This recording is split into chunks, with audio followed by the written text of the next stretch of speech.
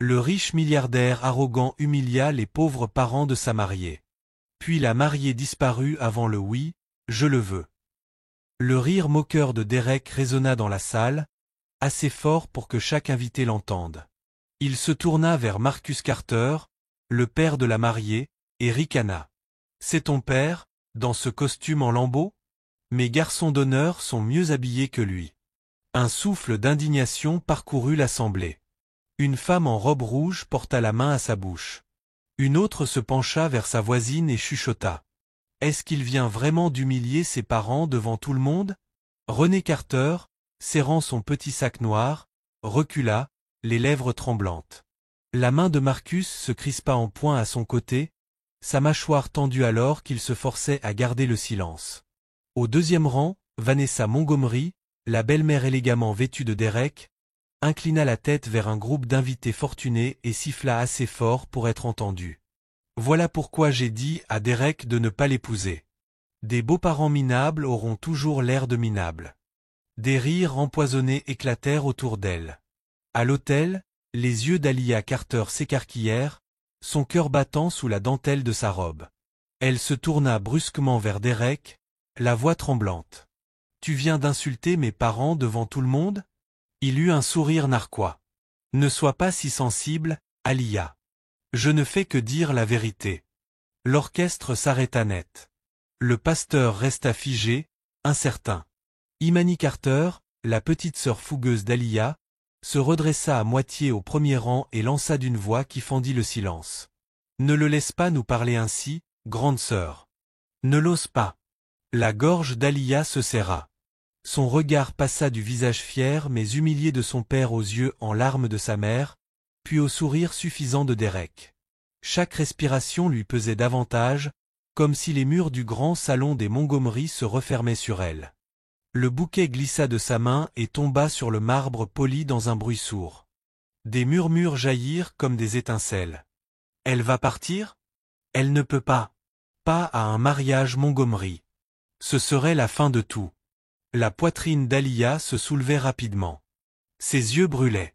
Mais au lieu de céder, quelque chose en elle se brisa en clarté. Sans un mot, elle se retourna, rassembla sa robe et s'enfuit. Un souffle collectif emplit la salle. Les invités bondirent de leur siège. Des flashs éclatèrent. Des journalistes, au fond, dégainèrent leur téléphone. Elle s'est enfuie. La mariée est partie avant de dire oui. Les lourdes portes de la salle claquèrent derrière elle comme un tonnerre. René poussa un cri brisé et cacha son visage contre l'épaule de Marcus. Celui-ci la serra, le corps raide de honte et de colère. « C'est toi qui as provoqué ça !» hurla Imani à Derek. « Tu as humilié nos parents. » Les gardes s'avancèrent pour tenter de calmer le chaos, mais les murmures enflaient. Derek, le visage rouge, restait seul à l'hôtel, abandonné devant l'élite de la ville. Ce devait être le mariage de l'année, l'union du pouvoir et du prestige. C'était devenu un désastre. Le marié milliardaire et arrogant avait insulté les pauvres parents de sa promise, et celle-ci avait disparu avant le oui. Où est-elle? Rugit Derek Montgomery, sa voix faisant trembler le lustre alors qu'il descendait l'allée. Grand, large d'épaules, vêtu d'un costume Armani, il n'avait plus aucun sourire. Son visage brûlait d'humiliation. Elle s'est enfuie, chuchota un invité. La mariée s'est enfuie. La foule explosa dans le chaos. Les reporters se précipitèrent, leurs appareils déclenchant des éclairs comme des éclats d'orage. Le mariage de l'année, la fierté de l'empire Montgomery, s'effondrait sous leurs yeux. René Carter, la mère de la mariée, restait figée dans sa simple robe lavande. Ses mains serraient son sac au point de blanchir ses jointures. Les larmes coulaient silencieusement sur son visage. À côté d'elle, Marcus Carter, le père d'Alia, ouvrier d'usine aux mains calleuses mais à la posture digne, fixa Derek avec un feu dans les yeux. « Tu nous as humiliés devant tout le monde » grogna-t-il, la voix tremblante de fureur contenue. « Et tu t'étonnes que ma fille se soit enfuie ?» Derek se retourna brusquement, son ton claquant comme un fouet. « C'est ta fille qui m'a humilié. Tu comprends ce que ça va faire à ma réputation, à mon entreprise ?» Imani bondit de sa chaise, ses 21 ans enflammés par la même fougue que sa sœur. Sa voix tonna dans la salle. Ta réputation. Tu as détruit la sienne le jour où tu as traité nos parents de déchets. Tu ne la mérites pas. Les invités altèrent. Certains portèrent la main à leur poitrine. D'autres chuchotaient, excités. Le scandale était plus divertissant que des vœux. Vanessa Montgomery s'avança, son collier de diamants brillants, le visage froid et hautain. Connue pour sa langue acérée et son obsession de protéger la fortune des Montgomery, elle leva le menton et parla comme devant la presse. Assez de ce cirque. Aliyah n'a jamais été digne de cette famille. Ce n'est qu'une lâche, s'enfuyant comme la pauvre fille qu'elle a toujours été. Imani se retourna vers elle, les yeux en feu. Répète encore ça sur ma sœur, et je. La sécurité s'interposa pour calmer la tempête, mais les murmures continuaient de gonfler. Pendant ce temps, à l'extérieur du domaine Montgomery, Aliyah, encore en robe de mariée, traversait la cour en courant. Son cœur battait à tout rompre, les larmes coulant sur son visage. La nuit l'enveloppait tandis qu'elle ramassait sa robe pour courir plus vite, ses talons claquant sur la pierre. « Mademoiselle Carter, attendez !» cria un chauffeur en la poursuivant. Aliyah secoua la tête, haletante à travers ses sanglots. « Je ne retourne pas là-bas. Plus jamais. » Elle se précipita dans la rue, juste au moment où un bus de ville s'arrêtait en crissant. Le chauffeur cligna des yeux, stupéfait de voir une mariée en dentelle ivoire. Mais Aliyah grimpa à bord, ignorant les regards des passagers. Sa robe froissée s'écrasait contre les sièges en plastique usé alors que les portes du bus se refermaient dans un sifflement. Dans la salle de réception, Derek arracha son nœud papillon et le lança sur le marbre. Les reporters se bousculaient, micro tendu. « Est-ce que la mariée vous a abandonné, monsieur Montgomery? Est-il vrai que vous avez insulté ses parents? Le mariage Montgomery va-t-il continuer ?» Vanessa lui toucha le bras, son sourire tranchant comme du verre. « Oublie-la, Derek. Nous trouverons quelqu'un qui te sera digne. » Mais la mâchoire de Derek se contracta. Sous son arrogance, la honte et la panique le rongeaient. Il força un sourire froid face aux caméras. « Elle reviendra, ment-il. Personne ne me fuit. » Mais au fond de lui, Derek Montgomery connaissait la vérité. Aliyah avait échappé à son contrôle, et le monde entier observait chaque seconde. « Tu ne peux pas rester ici pour toujours, mon enfant. » La voix chaleureuse du pasteur Elia résonna alors qu'il posait une main sur l'épaule d'Aliyah. Elle était assise sur les marches en bois de la vieille maison de sa grand-mère, sa robe de mariée pliée à côté d'elle comme un fantôme dont elle ne pouvait se défaire. La petite ville du sud n'avait rien à voir avec le domaine clinquant des Montgomery qu'elle venait de fuir. Ici, les grillons chantaient dans la nuit et les étoiles s'étendaient vastes et libres. « Je ne veux pas y retourner, » murmura Aliyah, la voix brisée. « Pas après ce qu'il a fait à mes parents. Pas après la façon dont il m'a regardé. » Le pasteur Elia Freeman, un homme large d'épaules, la soixantaine, des yeux bienveillants et la sérénité d'un prédicateur, hocha la tête. Ami de longue date de sa grand-mère, il connaissait Aliyah depuis son enfance. « Alors n'y retourne pas. Mais fuir ne suffit pas. Tu dois décider qui tu es, maintenant. » Aliyah baissa la tête, son cœur battant encore de la tempête qu'elle avait laissée derrière elle. Dans la petite maison de la famille Carter, Marcus faisait les 100 pas, la voix grondante. On n'aurait jamais dû la laisser épouser dans cette famille. Je savais que l'orgueil des Montgomery finirait par la briser. Renée, assise à la table de la cuisine, tremblait en tenant une tasse de thé. Elle voulait nous protéger. Elle croyait que ce mariage nous offrirait une vie meilleure. Imani frappa du poing contre le comptoir. Et voilà où ça la menait. Humiliée, brisée, disparue. Si Derek essaie de la ramener, je te jure que... Ces mots s'interrompirent en voyant le visage de son père. La mâchoire crispée, les yeux embués, Marcus paraissait vieilli, défait. J'aurais dû l'arrêter, murmura-t-il. J'aurais dû la protéger. Pendant ce temps, Derek, assis dans son bureau de verre dominant la skyline, voyait le scandale s'enflammer au lieu de s'apaiser. Son téléphone vibrait sans répit sous les appels de journalistes. Les investisseurs menaçaient déjà de se retirer. « Trouvez-la » ordonna-t-il à son détective privé au téléphone. « Peu importe comment. Ramenez-la-moi. » Mais sous sa fureur, la honte le rongeait. L'image du visage en larmes d'Alia le hantait dans le silence de son pentouse. À l'autre bout de la ville, Jordan Blake s'enfonça dans son fauteuil de cuir, un sourire lent se dessinant sur ses lèvres en regardant les infos repasser la fuite d'Alia. Autrefois l'ami d'enfance de Derek, il était devenu son rival acharné, bâtissant seul l'empire que Derek avait hérité. En voyant Alia fuir l'hôtel en direct à la télévision, il y vit une opportunité. « Elle mérite mieux que lui », murmura-t-il. « Et je ferai en sorte qu'elle le sache. » Son assistante le fixa, nerveuse. « Vous voulez dire que vous allez la poursuivre ?» Le sourire de Jordan s'élargit. « Oh, je ne veux pas seulement d'elle. Je veux tout ce que Montgomery croit posséder. » Dans la maison paisible de sa grand-mère, Alia ferma les yeux et inspira difficilement. L'air sentait le pin et le bois ancien, loin du parfum étouffant de la richesse qu'elle avait fui.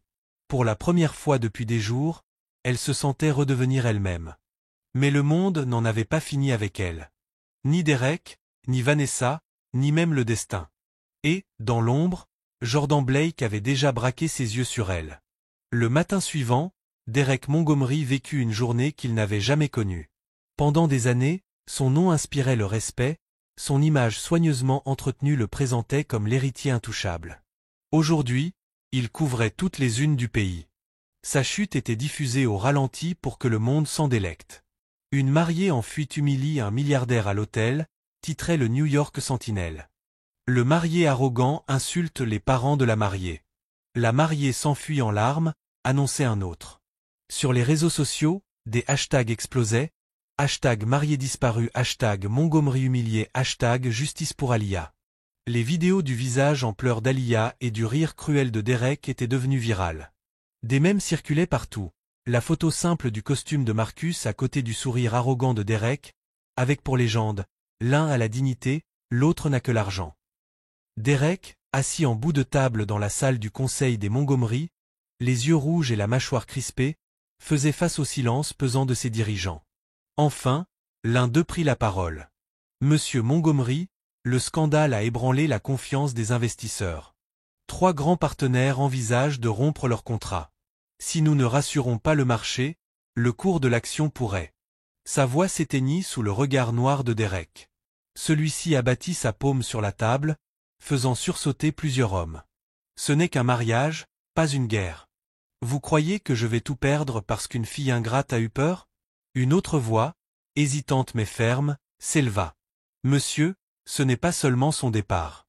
Les images vous montrent en train d'insulter ses parents. L'opinion publique, disons, impitoyable. » Les yeux de Derek se plissèrent. Il voulut répliquer, les écraser sous son orgueil, mais les mots restèrent coincés. Pour la première fois, il n'avait aucun argument. Le soir venu, dans son pentouse, il but un verre de scotch face aux fenêtres du sol au plafond. La ville scintillait comme des diamants, mais il n'en ressentait aucune fierté. Son empire tenait encore, mais son image, forgée depuis l'enfance par Vanessa, se fissurait. La porte s'ouvrit, et Vanessa Montgomery entra, élégante et venimeuse, son collier de diamants brillants. « Derek, je t'avais prévenu, » dit-elle d'une voix lisse. « Cette fille n'a jamais été assez forte pour notre famille. Regarde ce qu'elle nous a fait. »« À nous ?» Derek vida son verre d'un trait. « Elle m'a humilié devant le monde. »« Non, » corrigea Vanessa sèchement, l'index levé. « Tu t'es humilié toi-même. Et maintenant, il faut réparer. » Elle posa un dossier sur la table. La presse la dévore comme une victime. Nous allons inverser l'histoire. Nous dirons qu'elle est instable, infidèle, indigne. Dans une semaine, plus personne ne se souviendra de son nom. Derek se retourna lentement, la voix glaciale. N'ose pas salir son nom. Vanessa haussa les sourcils, surprise. Tu la défends? Après ce qu'elle t'a fait? Sa mâchoire se contracta. Je me fiche de ce qu'elle a fait. Je la ramènerai, d'une façon ou d'une autre. Tandis que Derek luttait entre honte et colère, l'histoire d'Alia se répandait comme une traînée de poudre sur Internet. Les images de sa fuite devinrent un symbole de résistance face à l'arrogance. Des inconnus l'appelaient désormais la fille qui avait défendu la dignité de sa famille. Et un homme en particulier prêtait une attention particulière. Jordan Blake, un verre de vin à la main, regardait les vidéos sur sa tablette. Ses yeux sombres brillaient de satisfaction. « Voilà, » murmura-t-il. Le grand Derek Montgomery saigne enfin. Il se souvenait avoir rencontré Alia une fois, lors d'un gala. Timide, discrète, presque invisible. Aujourd'hui, le monde entier la voyait. Et Jordan y voyait une ouverture. « Elle mérite mieux », chuchota-t-il avec un sourire lent. « Et je veillerai à ce qu'elle le sache. » Son assistante hésita. « Monsieur, vous voulez dire que… » La voix de Jordan se durcit. « Je ne le dis pas. Je le déclare, c'est la guerre. Si je gagne son cœur, je prends plus que la fille. Je prends la fierté de Derek, son héritage, son empire. » Dans la petite maison de sa grand-mère, Alia tentait de recoller les morceaux de sa vie. Vêtue de vêtements simples, elle restait hantée par le souvenir de la robe, des murmures et du rire cruel de Derek. Le pasteur Elia venait souvent lui rendre visite, lui apportant repas et réconfort. « Tu as fait ce que la plupart des femmes n'auraient jamais osé faire, » lui dit-il doucement. « Un soir, tu t'es levé. Tu as choisi la dignité plutôt que les chaînes. C'est ça, la force, Alia, même si tu ne le ressens pas maintenant. » Mais cette force n'apaisait pas la douleur dans sa poitrine lorsqu'elle pensait au visage humilié de son père, aux larmes de sa mère. Elle voulait aller de l'avant, mais le passé s'accrochait à elle avec ténacité, et bien qu'elle ait essayé d'oublier Derek Montgomery, elle ne pouvait échapper à la vérité. L'homme qu'elle avait laissé devant l'autel ne la laisserait pas partir si facilement. Dans la ville, Derek se tenait devant un mur de flash de caméra. Son visage était froid, sa voix encore plus glaciale. « Cette histoire n'est pas terminée. Ma fiancée reviendra vers moi. Elle m'appartient. » Mais de l'autre côté de la ville, Jordan Blake leva son verre vers l'écran et murmura. « Pas si je la prends avant toi. » La guerre pour le cœur d'Alia et pour l'héritage des Montgomery venait de commencer. Dans la maison des Carter, l'air était lourd de silence. Renée Carter était assise à la table de la cuisine, les mains serrées autour d'une tasse ébréchée depuis longtemps refroidie. Ses yeux, rouges de larmes, reflétaient pourtant quelque chose de plus profond que la douleur, quelque chose qu'elle avait enfoui depuis des années. Marcus se tenait près de la fenêtre, regardant fixement la petite rue en contrebas. Il n'avait pas parlé depuis plusieurs minutes, rejouant sans cesse dans sa tête chaque instant de la cruauté de Derek Montgomery au mariage. Son orgueil avait été frappé d'un coup qu'il ne pouvait ignorer. Imani faisait les 100 pas dans le salon, agitée. « On ne peut pas rester ici à faire semblant que tout va bien », grommela-t-elle. « Derek nous a humiliés devant le monde entier. Et maintenant les journalistes ne nous lâchent plus. Il faut riposter, » dit enfin Renée d'une voix presque tremblante. « Il y a des choses que tu ne comprends pas, Imani. Des choses sur les Montgomery. Qu'est-ce que tu veux dire ?» demanda Imani en fronçant les sourcils. Le regard de Renée glissa vers Alia, assise en silence au bout de la table. Sa fille semblait épuisée, les cheveux tirés en arrière, les mains jointes sur ses genoux. La mariée en fuite devenue le centre d'un scandale national. « Alia, » murmura Renée. « Il y a quelque chose que j'aurais dû te dire depuis longtemps. » Elle prit une inspiration tremblante. « Il y a des années, quand j'étais jeune, j'ai travaillé pour la famille Montgomery. » Les yeux d'Alia se levèrent, confus. « Travailler pour eux? Tu veux dire, comme domestique ?» Renée acquiesça, ses joues rougissant de honte ancienne. « J'avais à peine 18 ans. Ça devait être temporaire, juste pour mettre un peu d'argent de côté. Mais je suis resté plus longtemps que je n'aurais dû. J'ai vu des choses dans cette maison, des secrets. Et j'aurais dû t'en parler, mais je ne voulais pas que tu portes le poids de mes erreurs. » « Erreur ?» répliqua Imani, la voix dure. « Quel genre d'erreur, maman ?»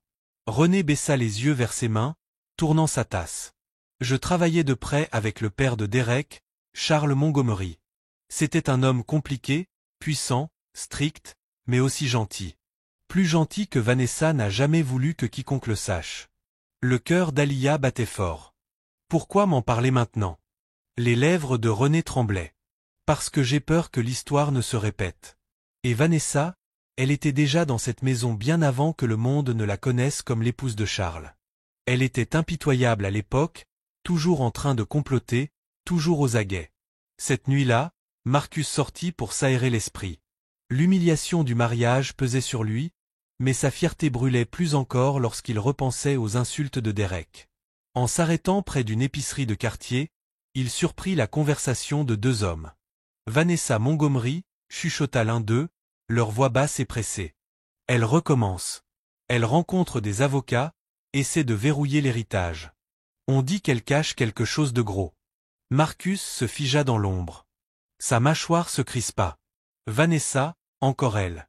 La même femme qui avait toujours méprisé sa famille, qui avait traité Alia comme une moins que rien. Il savait qu'elle était dangereuse. Mais ça semblait dépasser la simple rancune. De retour à la maison, il n'en parla pas immédiatement à René. Il resta simplement assis, silencieux, fixant ses mains calleuses, se demandant jusqu'où allait la pourriture chez les Montgomery. Pendant ce temps, dans sa chambre, Alia fouillait dans le coffre en cèdre de sa défunte grand-mère. Elle cherchait du réconfort, mais ses doigts tombèrent sur une enveloppe pliée, enfouie sous de vieux kilts. À l'intérieur, elle trouva une photo en noir et blanc, usée par le temps. Son souffle se coupa. La photo montrait une jeune Renée, à peine de l'âge d'Alia aujourd'hui, souriante dans un uniforme de domestique. À ses côtés se tenait Charles Montgomery, le père défunt de Derek, grand, distingué. Sa main reposait doucement sur l'épaule de Renée, presque familière. Le cœur d'Alia s'emballa. Pourquoi sa mère aurait-elle caché cela? Qu'est-ce que ça signifiait? Elle glissa la photo dans son journal, le cœur battant. Au même moment, dans un bureau élégant du centre-ville, Vanessa Montgomery faisait face à deux avocats aux yeux perçants. La table devant eux était couverte de documents et de dossiers de succession. « Vous êtes sûr que personne ne peut contester le testament de Charles ?» demanda-t-elle. L'un des avocats s'éclaircit la gorge. « Les biens sont sécurisés sous votre gestion, Madame Montgomery. Mais si quelqu'un venait à prouver certaines relations personnelles, cela pourrait compliquer les choses. » Les yeux de Vanessa se plissèrent. « Il n'y aura aucune complication. Et si quelqu'un essaie, il sera détruit. » Elle se renversa dans son fauteuil, la voix dégoulinante de venin. « Alia Carter pense qu'elle peut humilier mon beau-fils et s'en sortir. Elle ne sait pas la moitié de ce dans quoi elle a mis les pieds. Et si sa famille ose ne serait-ce qu'évoquer le passé, je les enterrerai avec la vérité. » Son rire glacé résonna dans le bureau, glaçant même ses avocats. De retour dans la petite ville du Sud, Alia s'assit près de sa fenêtre, tenant encore la photo. Le visage jeune et innocent de sa mère contrastait violemment avec la femme fatiguée qu'elle connaissait aujourd'hui. Le poids des questions l'écrasait. C'est alors qu'elle entendit un faible coup à la porte. Elle hésita avant d'ouvrir. Personne. Juste une enveloppe posée sur le perron. Ses mains tremblaient en la ramassant. Le papier était épais, l'écriture élégante mais inconnue. Elle l'ouvrit avec précaution et lut. « Les Montgomery ne sont pas ce qu'ils paraissent. Ta mère en sait plus qu'elle ne veut te dire. Si tu tiens à ton avenir, cherche plus loin avant qu'il ne soit trop tard. » Pas de signature. Pas d'adresse. Le souffle d'Alia se coupa. Elle jeta un regard autour d'elle. La rue était déserte, seuls les grillons et le bruissement des feuilles accompagnaient la nuit. Son cœur battait à tout rompre. Celui ou celle qui avait laissé cette lettre savait quelque chose. Quelque chose que sa mère taisait, quelque chose qui la liait encore plus profondément au monde de Derek. Serrant la lettre et la photo, Alia s'effondra au bord de son lit.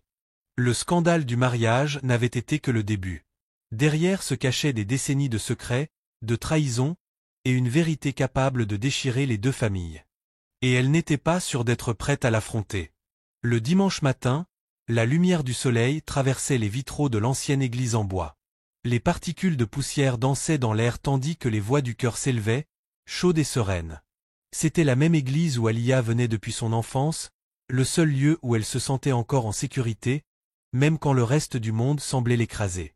Assise au dernier banc, sa Bible fermée sur ses genoux, elle n'écoutait pas vraiment le sermon.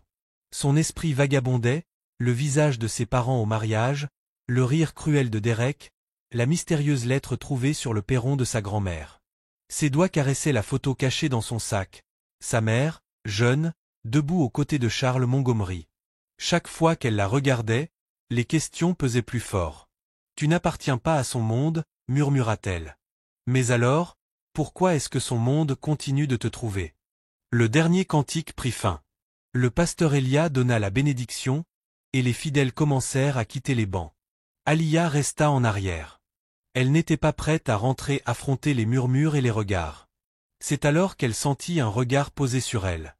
Elle se retourna et se figea. Jordan Blake était appuyé nonchalamment contre l'embrasure, vêtu d'un costume bleu marine impeccable. Son sourire confiant tranchait avec la simplicité du lieu, ses yeux sombres fixés sur elle. « Alia Carter », dit-il doucement, la voix lisse comme du velours. « Je pensais te trouver ici. » La poitrine d'Alia se serra. « Qu'est-ce que tu fais ici, Jordan ?» Il avança lentement dans l'allée, les mains dans les poches, comme s'il possédait l'endroit. « Je viens prendre de tes nouvelles. Après tout ce qui s'est passé, je me suis dit que tu aurais besoin d'un ami. »« Tu es le rival de Derek » rétorqua-t-elle sèchement. « Ta présence ici n'a rien d'amical. C'est de la stratégie. » Jordan eut un léger rire. « Tu es plus perspicace que ce que les gens croient. Mais peut-être que ça peut être les deux. » Ils s'assirent dans le banc vide, la lumière tombant entre eux. Jordan l'observa attentivement. « J'ai regardé les images, » avoua-t-il. « Ce que Derek a fait à tes parents, c'était impardonnable. Et pourtant, même humilié, tu es parti la tête haute. C'est ça, la force. » Alia secoua la tête. « La force ? J'ai fui comme une lâche. »« Non, » répondit-il fermement. « Tu as refusé de laisser un homme avec trop d'argent et trop peu de respect te posséder. C'est du courage. Et c'est pour ça que je suis venu. » Il se pencha un peu plus près. « Laisse-moi t'aider. Tu n'as pas besoin de dépendre de Derek ni de son empire. Je peux t'offrir l'indépendance, l'argent pour reconstruire la vie de ta famille loin de son ombre. Je peux t'offrir, ajouta-t-il d'une voix adoucie, un amour qui n'est pas enchaîné à l'orgueil et à l'arrogance. » Les mots restèrent suspendus dans l'air. La gorge d'Alia se serra. « Tu ne me connais même pas. » Jordan esquissa un léger sourire. « J'en sais assez. J'en sais assez pour savoir que tu mérites mieux que d'être humilié par un homme qui ne te valorise pas. Tu mérites d'être élevé, pas écrasé. » Pendant un instant fugace, son cœur s'émut. Jordan était tout ce que Derek n'était pas. Doux dans ses paroles, ferme dans son regard, lui offrant un choix plutôt qu'un contrôle. Mais une autre part d'elle hésitait. « Jordan, » murmura-t-elle. « Je ne peux pas fuir l'ombre d'un homme pour courir vers la lumière d'un autre. J'ai besoin de me tenir debout par moi-même. » Son expression vacilla, quelque part entre l'admiration et la frustration. « Je respecte ça. Mais souviens-toi de ceci, Derek ne cessera pas de te traquer. Il ne supporte pas l'idée de perdre le contrôle. Si tu attends trop, tu pourrais ne plus avoir la chance de choisir ton avenir du tout. » À plusieurs kilomètres, Derek Montgomery était assis à l'arrière d'un SUV noir, garé discrètement près du cimetière de l'église. Sa mâchoire était crispée, ses yeux fixés sur les marches où on lui avait dit qu'Alia apparaîtrait. Son enquêteur lui avait remis l'adresse plus tôt dans la matinée. Il aurait pu entrer, l'exiger, lui rappeler le pouvoir qu'il détenait. Mais pour la première fois de sa vie, Derek hésita. Les portes de l'église s'ouvrirent. Alia sortit, le visage levé vers le soleil. Quelques instants plus tard, Jordan Blake la suivit, effleurant son bras d'un geste discret et rassurant. Le poing de Derek s'abattit sur le siège. « Jordan » grogna-t-il entre ses dents serrées. « Bien sûr qu'il est là. » Le chauffeur jeta un coup d'œil inquiet dans le rétroviseur. « Dois-je avancer, monsieur ?» Les yeux de Derek s'assombrirent. « Pas encore. Qu'elle se sente en sécurité. Qu'il croit qu'il gagne. Je choisirai le bon moment. » Mais à l'intérieur, une tempête grondait. Voir Alia avec son rival était plus insupportable que tous les gros titres réunis. Plus tard, dans une suite tamisée d'un Pantouse, Vanessa Montgomery se versa un verre de vin tandis que l'un de ses informateurs lui faisait son rapport. « Jordan Blake a été vu aujourd'hui avec Alia Carter », dit l'homme. « À l'église de sa grand-mère. Ils ont parlé pendant près d'une heure. » Les lèvres de Vanessa s'étirèrent en un lent sourire dangereux. Évidemment, le serpent rampe quand le lion chancelle. Elle leva son verre, ses yeux brillants. Derek ne doit l'apprendre de personne d'autre que moi. Il doit savoir que Jordan n'est pas seulement après son entreprise. Il est après sa fiancée. Et rien n'enrage plus un Montgomery que la trahison. L'homme hocha la tête et se retira. Vanessa but une gorgée, son esprit tissant déjà ses fils de manipulation. Elle n'avait aucun amour pour Alia, mais elle méprisait Jordan encore davantage. S'ils pouvaient s'entre-détruire, Leur rivalité laisserait des ruines dont elle seule profiterait. Dans sa chambre, Alia était assise sur son lit, son journal ouvert, son stylo suspendu au-dessus de la page. Elle repassait en boucle les paroles de Jordan. « Je peux t'offrir l'indépendance. Je peux t'offrir l'amour. » Elle aurait dû se sentir flattée. Elle aurait dû se sentir pleine d'espoir. Mais à la place, elle se sentait piégée entre deux tempêtes. L'une s'appelait Derek, l'autre s'appelait Jordan. La voix de sa sœur Imani résonna dans sa mémoire. « Ne les laisse pas te définir, ma sœur. Tu es plus forte que ça. » Alia referma son journal et murmura dans la nuit. « Je ne veux pas être sauvée. Je veux être libre. » Mais elle savait que la liberté ne viendrait pas facilement. Pas avec Derek qui l'épiait dans l'ombre. Pas avec Jordan qui tournait autour d'elle tel un faucon. Et pas avec Vanessa qui tirait les ficelles derrière des portes closes. La bataille pour son cœur et pour l'avenir de sa famille ne faisait que commencer. L'air nocturne était lourd du parfum des pins et de la terre. Les grillons chantaient dans les hautes herbes autour de la vieille maison en bois où Alia vivait désormais avec sa grand-mère. Pour la première fois depuis des jours, elle se sentait en paix. Elle avait passé la soirée à aider sa grand-mère à trier du linge, puis à écrire à la lueur d'une lampe. Le calme de la petite ville contrastait avec le chaos qu'elle avait laissé derrière elle. Mais la paix ne durait jamais longtemps quand le passé refusait de te lâcher. Dehors, le grondement sourd d'un SUV noir rompit le silence. Ses phares balayèrent la route de gravier avant de s'éteindre. Le véhicule se gara discrètement parmi les arbres, presque invisible. De la banquette arrière descendit Derek Montgomery, grand, large d'épaules, son manteau de luxe luisant sous la lune. Il resta immobile un instant, ses yeux fixés sur la maison. Son cœur battait fort tandis qu'il revoyait le visage d'Alia la dernière fois. Ses larmes, alors qu'elle fuyait l'hôtel. La honte tordit son ventre, mais sa fierté refoula tout. « Elle m'écoutera » marmonna-t-il. « Elle me doit bien ça. » Au même moment, Imani Carter revenait de l'épicerie, un sac de friandises à la main. Elle se figea en voyant le SUV près de la maison. Son estomac se noua lorsque la silhouette de Derek émergea de l'ombre. « Oh, ça non » souffla-t-elle en laissant tomber son sac. Elle s'avança à grands pas sur le gravier. « Qu'est-ce que tu fais ici ?» Derek se tourna, les yeux plissés. « Imani, je. » « Ne me Imani pas. » Le coupa-t-elle, la voix basse mais chargée de feu. « Tu crois que tu peux débarquer ici après avoir humilié mes parents et brisé le cœur de ma sœur? Tu es complètement fou. » Sa mâchoire se contracta. « Ce n'est pas ton affaire. Je suis venu pour Alia. Elle ne veut pas te voir. Ce n'est pas à toi d'en décider, » grogna-t-il. Leur voix résonnait dans la cour silencieuse. À l'intérieur, Alia leva la tête de son journal, fronçant les sourcils. Elle se leva rapidement et alla à la fenêtre. Son souffle se coupa en le voyant. Derek, debout sous la lune, faisant face à sa sœur. Son cœur se déchira. Une part d'elle voulait claquer la fenêtre et prétendre qu'il n'était pas là. Une autre, celle qui se souvenait des nuits où il l'avait tenue dans ses bras, des rares instants où son sourire n'était pas teinté d'arrogance, souffrait encore. Finalement, elle attrapa un châle et sortit. « Ça suffit » dit Alia d'une voix ferme, bien que son cœur battît à tout rompre. Imani se retourna, les poings serrés. « Sœur, ne lui parle pas. Il ne le mérite pas. Laisse-moi m'en occuper. » Le regard d'Alia croisa celui de sa sœur, insistant jusqu'à ce qu'Imani recule à contre-cœur, marmonnant entre ses dents. Il ne restait plus que deux, Derek et Alia, sous la lune. Le silence était chargé. Derek ouvrit la bouche, ses mots butant d'abord. « Alia, je. » Il s'éclaircit la gorge, rajusta son col comme s'il était en salle de réunion. « Je suis venu m'excuser. » Ses yeux flamboyèrent. « T'excuser ? Oui. Je n'aurais pas dû rire de tes parents. C'était mal. » Il se tortilla, mal à l'aise. Mais sa fierté reprit vite le dessus. « Mais tu m'as humilié. Tu m'as laissé à l'hôtel devant toute la ville.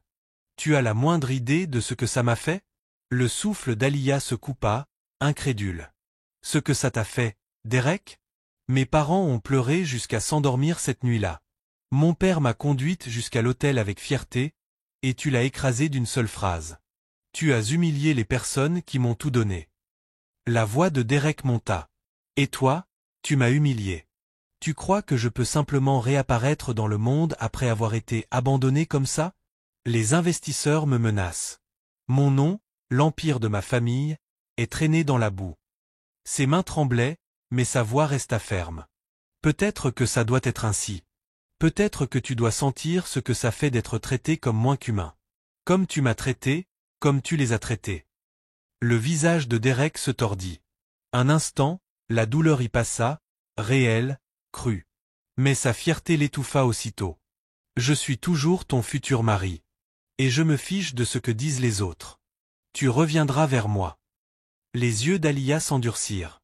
Je ne suis pas ta propriété, Derek. Je ne suis pas un marché que tu peux rattraper. Si tu ne comprends pas que l'amour c'est le respect, alors tu ne m'auras jamais. Le silence fut assourdissant. Puis des pas craquèrent sur le bois. Le pasteur Elia sortit du porche, sa voix calme mais ferme. Ça suffit. Il se plaça entre eux, son autorité imposante. Derek Montgomery, je t'ai vu grandir, suivant ton père comme une ombre. Tu es devenu un homme riche, oui, mais sans sagesse. L'amour n'est pas une transaction. Le mariage n'est pas une fusion d'entreprises. Si tu veux la reconquérir, tu dois d'abord dépouiller ton arrogance et apprendre l'humilité. La mâchoire de Derek se crispa, ses poings serrés. Tu crois que je ne le sais pas? Tu crois que j'ai voulu tout ça? Les yeux du pasteur le transpercèrent. Tu voulais du contrôle, et le contrôle ne gagnera jamais son cœur. Imani s'avança à son tour, le regard brûlant. Tu as entendu. Pars. Tu n'es pas le bienvenu ici. Derek se tourna vers Alia. Longtemps il ne dit rien. Ses yeux fouillèrent les siens, et pour une fois, il n'y avait ni sourire, ni masque, seulement du désespoir. Mais quand enfin il parla, sa fierté revint comme une armure. Très bien. Tu ne viendras pas de ton plein gré. Alors je trouverai un autre moyen. Je te récupérerai, par la force s'il le faut. Alia frémit. Ce n'est pas de l'amour, Derek. C'est de l'obsession. Il ne répondit pas. Il retourna furieusement vers le SUV, son manteau claquant dans la nuit. Le moteur rugit, et quelques instants plus tard, il avait disparu. La cour retomba dans le silence, mais la paix était brisée. Alia serra son châle autour d'elle, tremblante. Le pasteur Elia posa une main sur son bras. Une tempête arrive, mon enfant. Et tu dois décider comment tu vas y faire face. Alia leva les yeux vers les étoiles, le cœur lourd. Elle savait que Derek reviendrait. Et la prochaine fois, il ne viendrait pas seul. Imani Carter se tenait devant le miroir, rajustant le col de son chemisier avec des doigts tremblants. Elle n'avait jamais affronté de caméra, jamais parlé devant une mer de micros. Mais ce soir, ce n'était pas une question de trac. C'était une question de justice. Derrière elle, la voix grave de Marcus résonna, chargée de désapprobation. C'est une erreur, Imani. T'opposer à Derek Montgomery en public, c'est mettre une cible sur toute notre famille. Imani se retourna vivement, les yeux en feu. Papa, il a déjà mis une cible sur nous. Il s'est moqué de toi et de maman devant le monde entier. Et maintenant, on nous traite comme des moins que rien pendant qu'il se cache dans sa tour d'ivoire. Quelqu'un doit dire la vérité. La mâchoire de Marcus se contracta. Il voulait répliquer, mais au fond de lui il savait que le feu qui brûlait dans les yeux de sa fille était le même qu'il avait porté à travers des années de lutte. Il soupira et s'affaissa dans un fauteuil. Fais juste attention, ma fille. Alia, silencieuse dans un coin, leva des yeux pleins de larmes. Elle n'avait pas dormi depuis la visite de Derek à la maison.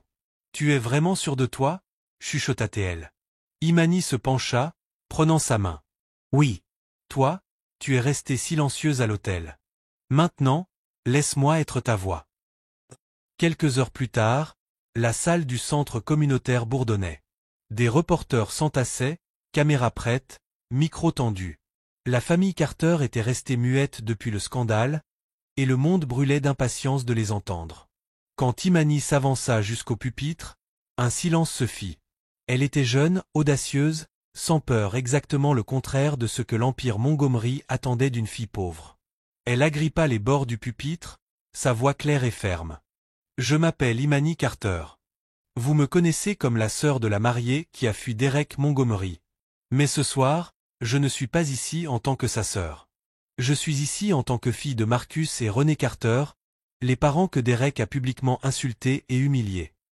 Un murmure parcourut la salle. Les caméras au Homer. Les yeux d'Imani lançaient des éclairs de détermination. Vous avez entendu la version de Derek. Vous avez lu les gros titres. Mais ce que vous ne savez pas, c'est la vérité. À cet hôtel, devant Dieu et des centaines d'invités, Derek Montgomery a regardé mes parents, des gens honnêtes, travailleurs, fiers, et il les a ridiculisés parce qu'ils étaient pauvres. Il a traité le costume de mon père de honteux. Il a ri de la robe modeste de ma mère. Des exclamations choquées éclatèrent. Les journalistes griffonnèrent frénétiquement. La voix d'Imani s'éleva, vibrante. L'argent n'achète pas la dignité. Le pouvoir ne donne à personne le droit d'écraser ceux qui ont moins. Derek Montgomery a humilié mes parents non pas parce qu'ils le méritaient, mais parce que son arrogance l'aveuglait. Et ma sœur, Alia, s'est levée et est partie parce qu'elle a choisi l'honneur de sa famille plutôt que sa fortune. La salle explosa en applaudissements. Les reporters crièrent des questions. Alia retournera-t-elle vers lui? Accusez-vous Derek de discrimination sociale? Imani leva la main, imposant le silence. C'est plus grand qu'un mariage raté. C'est une question de respect. Si Derek Montgomery croit qu'il peut nous insulter, nous contrôler, ou réécrire l'histoire pour faire passer ma sœur pour une faible, il se trompe. Nous ne serons pas réduits au silence. Le discours fit le tour d'Internet en quelques minutes. Le matin venu, il était partout sur Twitter. #ImaniSpeak était en tendance numéro 1. Justice pour les Carter inondait les fils. Des extraits de son discours enflammé devinrent viraux, partagés avec des légendes comme « La fille qui a tenu tête à un milliardaire » ou « Le respect vaut plus que l'argent ». Sur TikTok, des jeunes femmes rejouaient son discours mot pour mot. Sur Instagram, des célébrités publiaient des messages de soutien à Alia. Les sœurs Carter étaient devenues un symbole, la dignité face à la cruauté de la richesse. Mais dans le Pantouse Montgomery, la fureur de Derek était volcanique. Il lança la télécommande contre le mur, la brisant en éclats. Elle croit qu'elle peut traîner mon nom dans la boue? Cette petite insolente. Son assistant, recroquevillé près de la porte, osa murmurer. Monsieur, l'opinion publique change rapidement. Plus ça circule, plus il sera difficile de contrôler le récit. Les yeux de Derek se rétrécirent dangereusement. Alors nous allons la réduire au silence. Mais Vanessa était déjà un pas en avance. Elle sirotait calmement son vin, ses diamants reflétant la lumière de la ville. Calme-toi, Derek. C'est exactement ce que je t'avais prédit. Cette famille ne cessera jamais de t'embarrasser tant qu'on ne les écrasera pas. Derek se tourna vers elle, écumant de rage. Comment? Le sourire de Vanessa était glacial. Laisse Imani à moi. Je sais très bien comment traiter les petites sœurs insolentes. Chez les Carter, Alia faisait défiler la vague de publications. Elle était submergée, fière mais inquiète. Tu l'as fait, dit-elle doucement à Imani. Le monde entier écoute maintenant. Imani sourit, malgré la fatigue dans ses yeux. Qu'ils écoutent. Peut-être que Derek comprendra enfin qu'il ne peut pas nous piétiner sans conséquence. Mais le pasteur Elia, venu avec des provisions, fronça les sourcils. Enfant, tu as allumé un brasier. Les Montgomery ne sont pas des gens qui pardonnent facilement. Préparez-vous au retour de flamme. Les doigts d'Alia se crispèrent autour de son téléphone. Elle savait qu'il avait raison. Pendant ce temps, Jordan Blake regardait le replay de la conférence de presse dans son bureau élégant, un lent sourire s'étirant sur son visage. Il admirait le courage d'Imani presque autant que la dignité d'Alia. Il composa un numéro. Oui, diffuser le discours d'Imani sur tous les canaux. Acheter des espaces publicitaires s'il le faut. Je veux que son visage soit partout demain matin. Son assistant hésita. Monsieur, cela ne révélera-t-il pas votre implication? Jordan ricana. Pas si nous le faisons discrètement. Que le monde croit que les sœurs Carter se sont élevées seules. Je serai la main invisible qui les guide, et lorsque les Montgomery tomberont, je serai là pour élever les Carter plus haut. Il se versa un verre de vin, les yeux brillants de satisfaction. Ce n'est que le début. Mais de l'autre côté de la ville, Vanessa préparait déjà sa contre-attaque. Penchée au-dessus d'un bureau en acajou, elle parlait à un rédacteur de tabloïd qu'elle avait sur sa liste de paix. Je veux des saletés sur Imani Carter. Réel ou inventé, je m'en fiche. Elle veut être la voix du peuple? Alors faisons d'elle un scandale ambulant. Quand j'en aurai fini, elle n'osera plus jamais ouvrir la bouche. Le rédacteur hocha la tête nerveusement, empochant la grosse enveloppe que Vanessa fit glisser sur le bureau. Détruisez-la, dit Vanessa froidement. Avant qu'elle ne nous détruise. Cette nuit-là, alors que les Carter dormaient, Alia rêva de feu, des flammes dévorant sa robe de mariée, les visages de ses parents disparaissant dans la fumée, la voix de Derek grondant comme le tonnerre. Tu m'appartiens. Elle se réveilla en sursaut, le front en sueur. Dehors, la nuit était silencieuse. Mais elle le sentait au plus profond de ses os, la bataille n'était pas terminée. Elle ne faisait que commencer. Et cette fois, il ne s'agissait pas seulement d'elle et de Derek. C'était une question de famille, de dignité, et d'une guerre contre un empire décidé à les briser. Dans la salle de réunion des Montgomery, autrefois synonyme de pouvoir et de prestige, régnait désormais une atmosphère de champ de bataille. Derek siégeait en bout de la longue table en acajou, la cravate desserrée, le visage figé dans la fureur. Les écrans affichaient des graphiques en chute libre, des flèches rouges plongeant chaque heure davantage. 3 investisseurs se sont retirés ce matin, annonça nerveusement un cadre. Le projet de Chicago est gelé et l'accord de Dubaï s'est effondré, ajouta un autre, sombre. Ils ne veulent plus associer leur marque à un scandale. Derek frappa du poing sur la table, faisant sursauter plusieurs d'entre eux. C'est temporaire. Vous m'entendez? Temporaire. Le nom Montgomery ne sera pas détruit par une mariée en fuite. Une voix tremblante s'éleva du fond de la salle. Avec tout le respect, monsieur Montgomery, ce n'est pas seulement la mariée en fuite. C'est votre image. Le discours des sœurs Carter est devenu viral. L'opinion publique est avec elle. Nos partenaires craignent que leur réputation ne soit entachée par association. Un silence pesant tomba. Pour la première fois, Derek comprit que son pouvoir n'était pas absolu. L'argent ne pouvait pas faire taire Internet. L'influence ne pouvait pas racheter la confiance perdue. Ce soir-là, Vanessa organisa un dîner privé dans la somptueuse résidence familiale. La table brillait de verres en cristal et de chandeliers dorés. Mais sous l'éclat, la tension grondait. Derek poussait distraitement sa nourriture, l'appétit disparut. Vanessa, vêtue d'une robe de soie scintillant comme une armure, l'observait avec attention. « Tu es en train de t'effondrer, dit-elle froidement. Et si tu ne reprends pas le contrôle, tout ce que ton père a construit va s'écrouler. » Derek la fusilla du regard. « Tu crois que je ne le sais pas? Alors agis comme tel. » Sa voix claqua, tranchante. « La solution est simple. Épouse quelqu'un d'autre. Une femme digne, avec de la richesse, du rang, du statut. Pas une pauvre fille qui s'enfuit et te tourne en ridicule. » La mâchoire de Derek se contracta. « Je ne veux personne d'autre. » Les yeux de Vanessa se plissèrent. « Vouloir? Il ne s'agit pas de vouloir. Il s'agit de survie. Si tu ne te remaries pas, le conseil perdra confiance. Les investisseurs fuiront et les vautours tourneront. Jordan Blake raflera tout ce pour quoi nous avons travaillé. Est-ce ce que tu veux? » La voix de Derek devint basse, menaçante. « Ne me fais pas la leçon sur la survie, Vanessa. Tu te nourris du pouvoir de cette famille depuis des décennies. » Pour la première fois, son sourire vacilla. Pendant ce temps, dans la petite maison de sa grand-mère, Alia était assise à la table de la cuisine, tenant une vieille photo dans sa main. Derrière elle, René préparait le dîner, découpant des légumes. Mais la voix d'Alia brisa le silence. « Pourquoi ne m'as-tu rien dit ?» René se figea. « Te dire quoi ?» Alia posa la photo sur la table. Le jeune visage de sa mère lui souriait depuis le passé, debout aux côtés de Charles Montgomery. Que tu avais travaillé pour lui. Que tu le connaissais. Les mains de René tremblèrent. Elle posa lentement le couteau et se retourna. « Je t'ai dit que j'étais femme de ménage. Tu étais plus que ça, murmura Alia. Regarde comment il te tenait. Ce n'était pas juste un employeur. Qu'est-ce qui s'est passé entre toi et Charles Montgomery? » Les lèvres de René s'ouvrirent puis se refermèrent.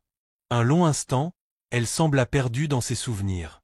Charles a été gentil avec moi, plus que quiconque dans cette maison. Il me voyait quand personne d'autre ne le faisait. Mais Vanessa me détestait pour ça. Elle a tout fait pour que je parte avant que cela n'aille plus loin. La poitrine d'Alia se serra. Donc Vanessa était déjà là, même à l'époque. René acquiesça, les yeux lourds de regret. Elle était sa maîtresse bien avant de devenir sa femme. Elle s'est accrochée au pouvoir et elle se bat pour le conserver depuis. Cette révélation frappa Alia comme un coup. La femme qui l'avait humiliée à l'hôtel n'était pas seulement cruelle. Elle faisait partie d'une longue histoire de manipulation qui liait sa famille depuis des décennies. 2 jours plus tard, Derek se rendit à un gala de charité au centre-ville, déterminé à afficher sa force. Mais en sortant de sa voiture, ce ne fut pas l'admiration qui l'attendit, mais Marcus Carter, campé droit devant l'entrée. L'homme avait le port fier, le menton haut. Son costume modeste jurait parmi les smokings, mais sa dignité brillait plus que n'importe quel diamant. Derek se raidit. « Qu'est-ce que vous faites ici ?»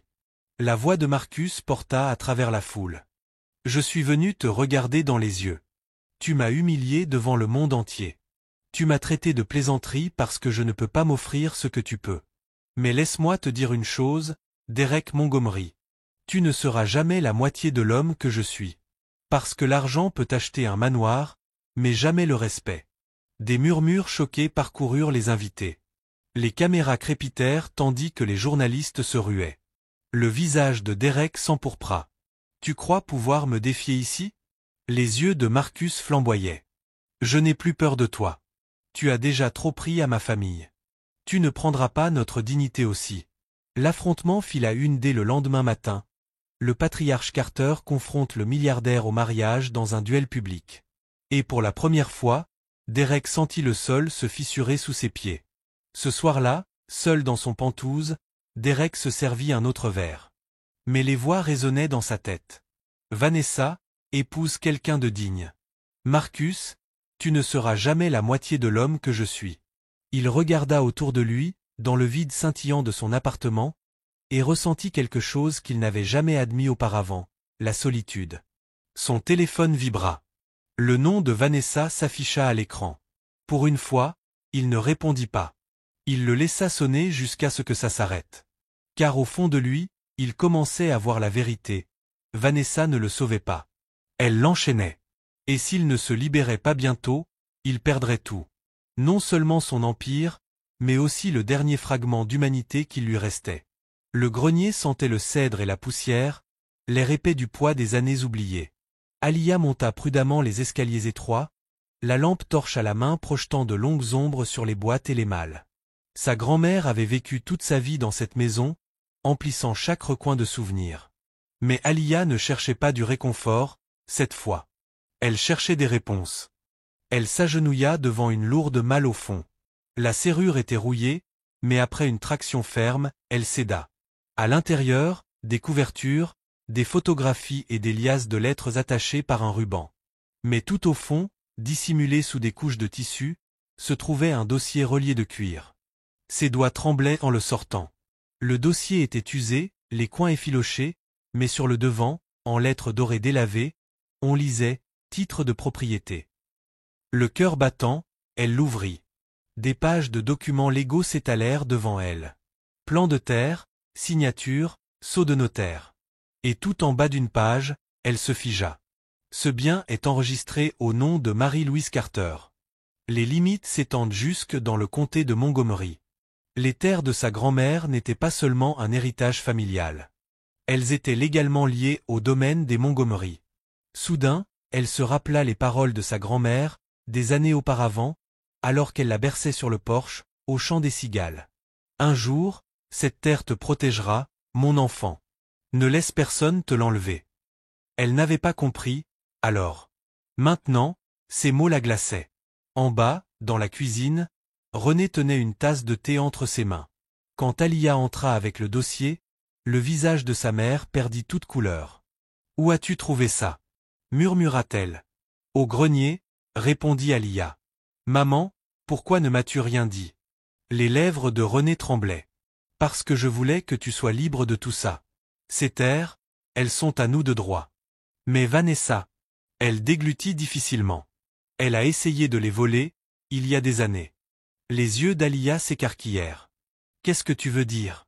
René s'adossa, le regard perdu dans le vide. Quand ta grand-mère est tombée malade, Vanessa est venue.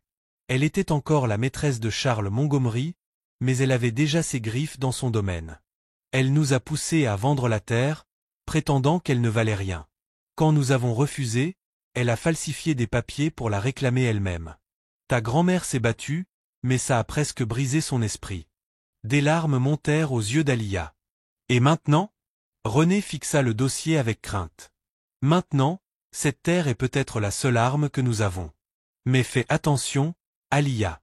Les armes, elles tranchent dans les deux sens. Plus tard ce soir-là, Alia était assise sur les marches de l'église avec le pasteur Elia. Le dossier reposait à côté d'elle. Je ne sais pas quoi faire, avoua-t-elle. Cette terre pourrait signifier la liberté, mais elle pourrait aussi nous enchaîner encore plus au Montgomery. Le pasteur posa une main douce sur son épaule. Ton destin est plus grand que le mariage, Alia. Plus grand que Derek, plus grand que Vanessa. Cette terre, ce ne sont pas juste des sols et des actes. C'est un héritage. Ta grand-mère s'est battue pour la garder parce qu'elle savait qu'un jour tu en aurais besoin. La vraie question est, l'utiliseras-tu comme un bouclier, ou comme une épée? Alia fixa le dossier. Son poids semblait plus lourd que n'importe quelle bague.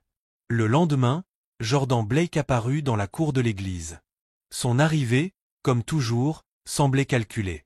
Il trouva Alia debout sous le grand chêne, les titres serrés dans sa main. Alors c'est vrai, dit-il d'une voix suave.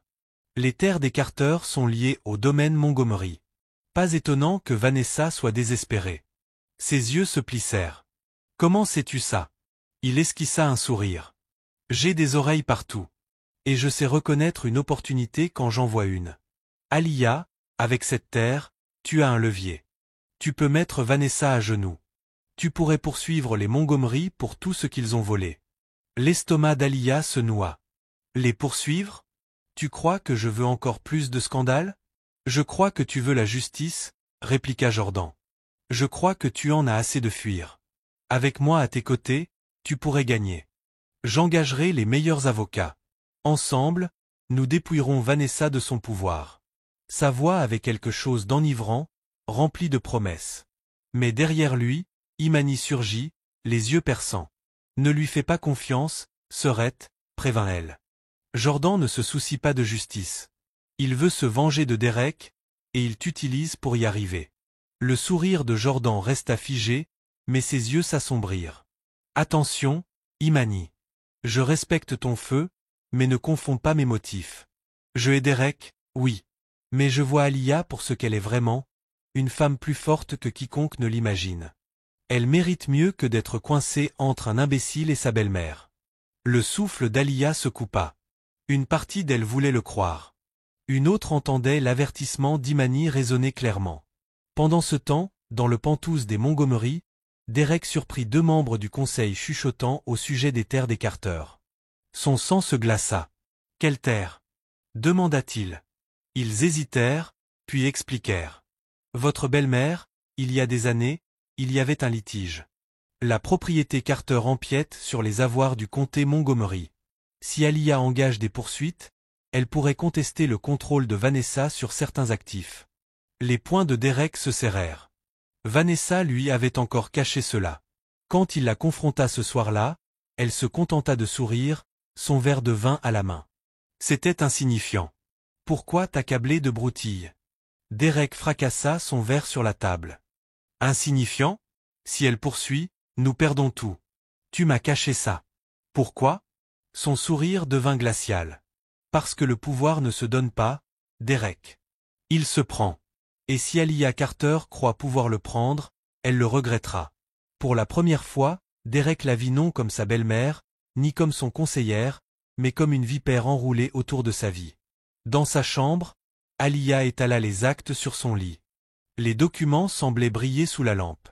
Elle croyait presque entendre à nouveau la voix de sa grand-mère, « Ne laisse personne te les prendre. » Ses mains tremblaient quand elle murmura, « Peut-être qu'il est temps d'arrêter de fuir. » Pour la première fois, l'idée ne l'effrayait pas. Elle l'exaltait. Le ballroom de l'hôtel Regency scintillait de lustre et de marbre poli. Les flashs illuminaient l'air alors que les journalistes se pressaient à l'extérieur pour couvrir ce qui était présenté comme le gala annuel de charité de la Fondation Blake. Mais tout le monde savait que ce gala n'était pas seulement une affaire de charité. C'était une déclaration de guerre. Jordan Blake, vêtu d'un élégant costume noir, se tenait au podium, le sourire détendu mais le regard acéré. Ce soir, annonça-t-il à la mer de donateurs et de caméras, nous célébrons non seulement la générosité, mais aussi une vision. Celle de dirigeants qui traitent les gens avec dignité, qui voient la valeur de l'intégrité, pas seulement du profit.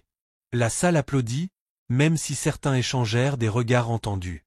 La phrase était une attaque à peine voilée contre Derek Montgomery. Jordan marqua une pause, laissant ses mots flotter avant de reprendre. Car à quoi sert la richesse si elle se gagne au prix du respect? À quoi sert un empire s'il humilie ceux qui se tiennent à ses côtés? Les journalistes noircissaient frénétiquement leurs carnets. Des murmures parcoururent l'assistance. De l'autre côté de la ville, Derek regardait le direct sur un écran géant dans son pentouse. Sa mâchoire se crispa sous les mots de Jordan qui l'atteignaient en plein cœur. Il utilise tout ça pour se moquer de moi, grommela-t-il en arpentant la pièce. Il se sert d'Alia comme excuse pour grimper plus haut. Vanessa, allongée sur le canapé, faisait tourner son verre de vin. Et tu le laisses gagner. Demain, chaque titre dira Jordan Blake, le milliardaire compatissant, Derek Montgomery, le mari cruel. Derek avait le regard enflammé. Comment riposter? Écrase-le financièrement, ronronna Vanessa. Il bâtit son empire sur des partenariats fragiles. Sabote ses affaires. Rachète ses investisseurs. Rappelle-lui que tu es l'héritier Montgomery, et qu'il n'est qu'un opportuniste se nourrissant de tes miettes. Derek se détourna, les poings serrés. Il voulait détruire Jordan, mais une partie de lui, enfouie au plus profond, murmurait une autre vérité. Jordan était en train de gagner, non seulement dans les affaires, mais aussi dans le cœur d'Alia. Le lendemain, Alia était assise dans le petit dîner de la ville avec Imani, sirotant un thé glacé. La télévision accrochée au mur repassait des extraits du gala. « Tu as vu ça ?» lança Imani avec un sourire, pointant Jordan à l'écran. Il n'a pas peur d'affronter Derek devant le monde entier. C'est ce genre d'homme qu'il te faut. Un homme qui défendra ton honneur, pas qui l'écrasera. Alia secoua la tête. Imani, arrête. Jordan se sert de moi. Je le sens. Chaque fois qu'il parle de justice, c'est lié à Derek. Il ne veut pas seulement m'aider. Il veut le détruire. Et peut-être que c'est exactement ce qu'il nous faut, répliqua Imani du tac au tac. Derek nous a humiliés. Peut-être qu'il faut un homme comme Jordan pour rétablir l'équilibre. Le cœur d'Alia se serra. Elle voulait croire que les intentions de Jordan étaient pures. Mais chaque fois que son sourire charmeur lui revenait en tête, elle entendait les paroles du pasteur Elia. Une épée peut protéger, mais elle peut aussi blesser. 2 nuits plus tard, Derek et Jordan se retrouvèrent face à face lors d'un sommet financier à New York. La presse se pressait, avide de drame. Les caméras crépitaient lorsque Derek sortit de sa voiture, le visage fermé. De l'autre côté du tapis, Jordan arriva quelques instants plus tard, rayonnant de confiance. « Monsieur Montgomery !» cria un journaliste. Jordan Blake affirme que l'intégrité compte plus que le profit. Avez-vous une réponse? Un sourire glacial étira les lèvres de Derek. L'intégrité ne vaut rien sans le pouvoir. N'importe qui peut jouer les héros quand il n'a pas un royaume à protéger. Jordan rit légèrement, assez fort pour que les micros l'entendent. Ou peut-être que les royaumes tombent quand leur roi oublie le peuple qui les a bâtis. La foule réagit avec des exclamations, se délectant de chaque mot. Puis un autre journaliste lança. « Et Alia Carter? Est-elle la raison de votre rivalité ?» Le nom d'Alia transperça Derek comme une lame. Il se tourna brusquement vers Jordan, la voix tranchante. « N'ose pas l'utiliser comme ton arme. » Jordan s'avança, abaissant le ton, mais assez fort pour que chaque caméra enregistre ses paroles. « Je ne l'utilise pas. Je la protège des hommes comme toi. » La foule explosa. Les reporters crièrent. Les 2 titans se tenaient face à face, leur rivalité désormais spectacle public. Ce soir-là, Alia visionna la confrontation sur son téléphone, le cœur serré. Elle pouvait entendre la fureur de Derek, voir le calme narquois de Jordan, et tout tournait autour d'elle. René s'assit à ses côtés, posant une main sur son épaule. « Ma fille, ne deviens pas un pion. Ces hommes se battent pour le pouvoir, pas pour l'amour. Ne les laisse pas écrire ton histoire. Les yeux d'Alia se remplirent de larmes. Et si je ne peux pas y échapper? René lui serra la main. Alors bats-toi pour ta dignité. Pas pour eux, mais pour toi. Pendant ce temps, derrière des portes closes, Vanessa attisait les flammes. Elle faisait les 100 pas dans le bureau de Derek, la voix tranchante. Jordan t'humilie publiquement. Si tu ne réagis pas vite, le conseil d'administration remettra en question ta capacité à diriger. Tu veux qu'il t'arrache ton empire et ta fiancée? Derek la fusilla du regard. Tu crois que je ne vois pas ce qu'il fait? Alors agis. Claque ATL. Rachète ses contrats. Sabote ses partenariats. Détruis-le avant qu'il ne te détruise. Mais alors que Derek fixait la fenêtre, un doute s'insinua en lui. Il revoyait le visage calme de Jordan, la douceur dans les yeux d'Alia quand elle était avec lui, et pour la première fois une pensée terrifiante le traversa. Et si elle était vraiment plus heureuse avec Jordan? Il secoua la tête avec violence, abattant son poing sur le bureau. Non, elle est à moi. Mais le doute resta, le hantant. Cette nuit-là, Derek se versa un verre, le regard perdu dans le liquide. Son esprit dériva vers le moment où il avait rencontré Alia pour la première fois. Avant l'arrogance, avant le scandale. Elle travaillait à un événement caritatif, son rire était sincère, ses yeux remplis de chaleur. Elle lui avait tendu une assiette sans même savoir qui il était.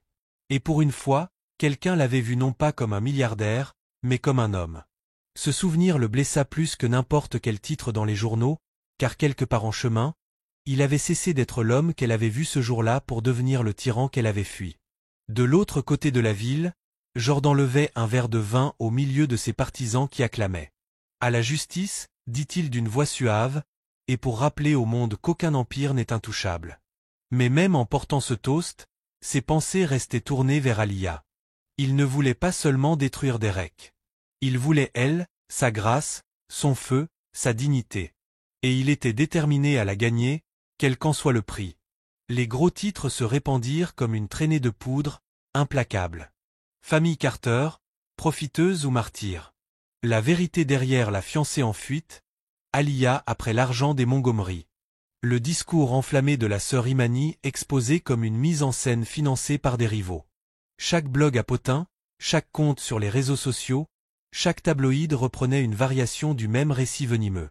Les Carter, autrefois portés par la sympathie du public, étaient désormais dépeints comme des opportunistes manipulateurs ayant orchestré le scandale pour profiter de l'humiliation de Derek.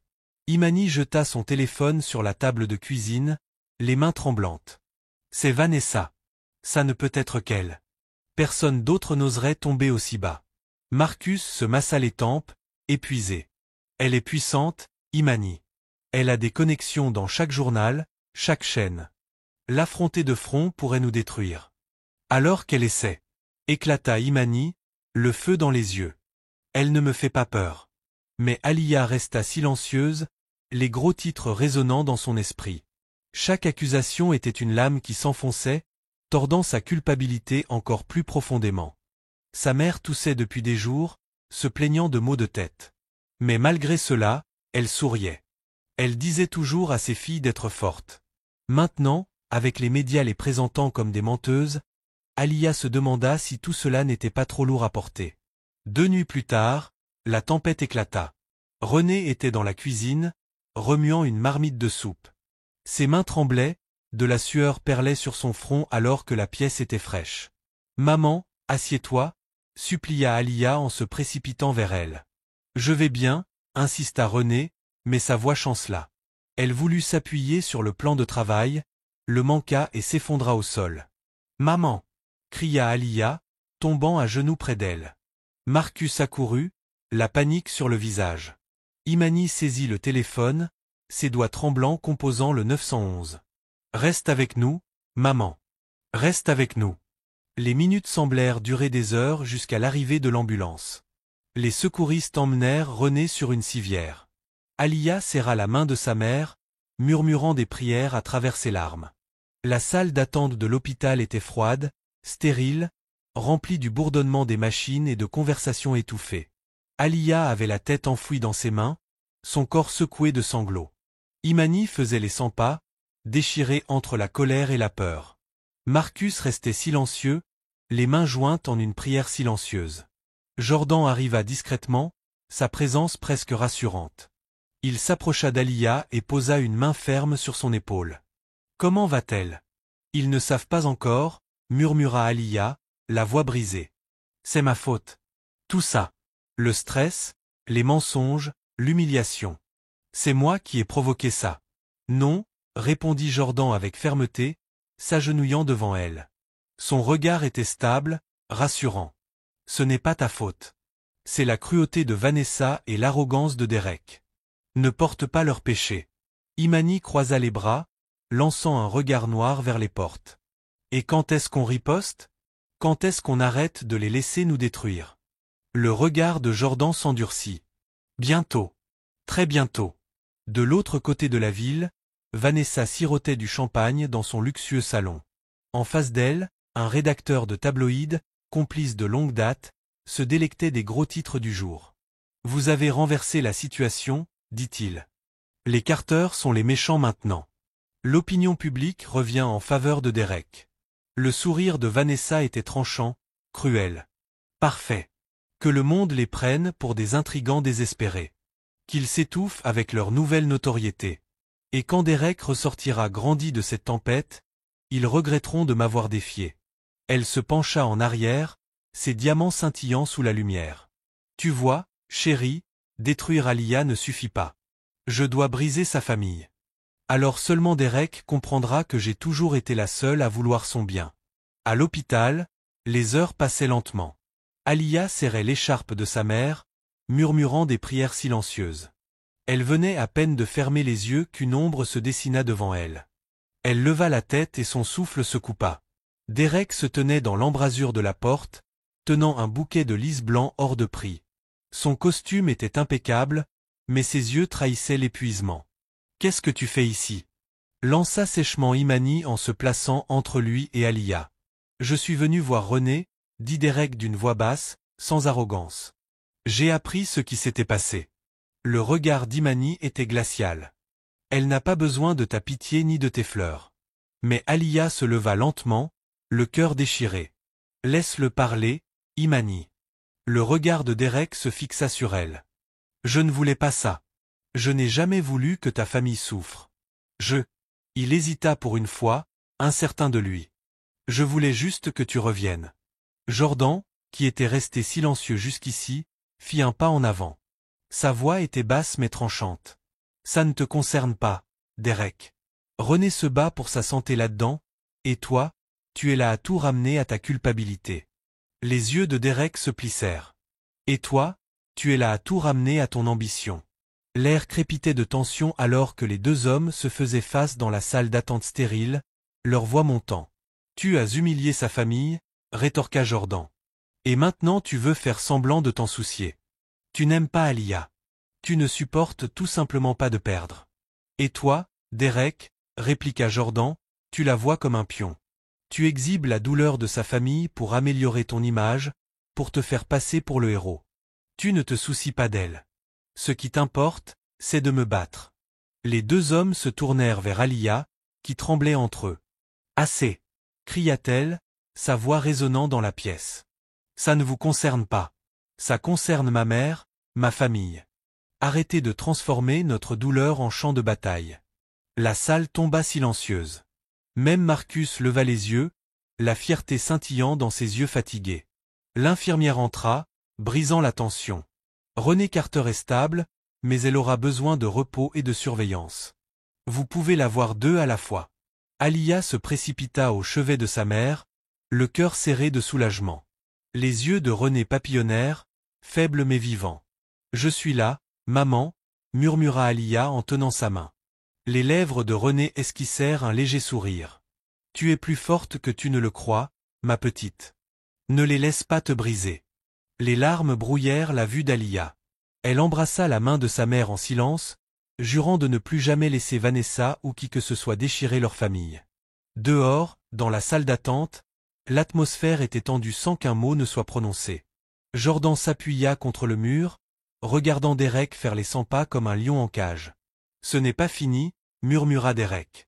Jordan sourit en coin. « Tu as raison. Ce n'est que le début. La toile de Vanessa avait été tissée, les piégeant tous dans une tempête de mensonges, d'ambition et de trahison. Mais pour la première fois, Alia n'était pas juste une victime prise dans les menaces. Elle était prête à les déchirer. Les gros titres se répandirent comme une traînée de poudre, audacieux et impitoyable. Famille Carter, profiteuse ou martyr. La vérité derrière la fiancée en fuite, Alia après l'argent des Montgomery. Le discours enflammé de la sœur Imani exposé comme une mise en scène financée par des rivaux. Chaque blog à potins, chaque compte sur les réseaux sociaux, chaque tabloïd reprenait une variation du même récit venimeux. Les Carter, autrefois portés par la sympathie du public, étaient désormais dépeints comme des opportunistes manipulateurs ayant orchestré le scandale pour profiter de l'humiliation de Derek. Imani jeta son téléphone sur la table de la cuisine, les mains tremblantes. C'est Vanessa. Ça ne peut être qu'elle. Personne d'autre n'oserait tomber aussi bas. Marcus se massa les tempes, épuisé. Elle est puissante, Imani. Elle a des connexions dans chaque journal, chaque chaîne. L'affronter de front pourrait nous détruire. Alors qu'elle essaie. Éclata Imani, le feu dans ses yeux. Elle ne me fait pas peur. Mais Alia resta silencieuse, les gros titres résonnant dans son esprit. Chaque accusation était une lame qui s'enfonçait, tordant sa culpabilité encore plus profondément. Sa mère toussait depuis des jours, se plaignant de maux de tête. Mais malgré cela, elle souriait. Elle disait toujours à ses filles d'être fortes. Maintenant, avec les médias les présentant comme des menteuses, Alia se demanda si tout cela n'était pas trop lourd à porter. 2 nuits plus tard, la tempête éclata. René était dans la cuisine, remuant une marmite de soupe. Ses mains tremblaient, de la sueur perlait sur son front malgré la fraîcheur de la pièce. « Mama, assieds-toi » supplia Alia, se précipitant à ses côtés. « Je vais bien » insista René, mais sa voix trembla. Elle voulut s'appuyer sur le plan de travail, manqua et s'effondra au sol. « Maman » cria Alia en tombant à genoux. Marcus accourut, la panique sur le visage.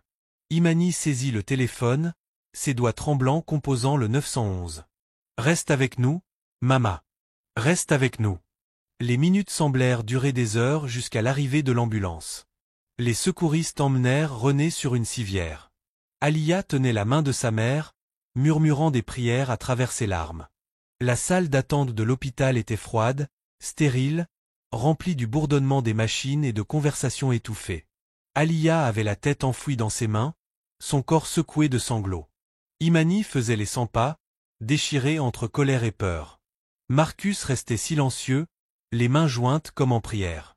Jordan arriva discrètement, sa présence presque rassurante.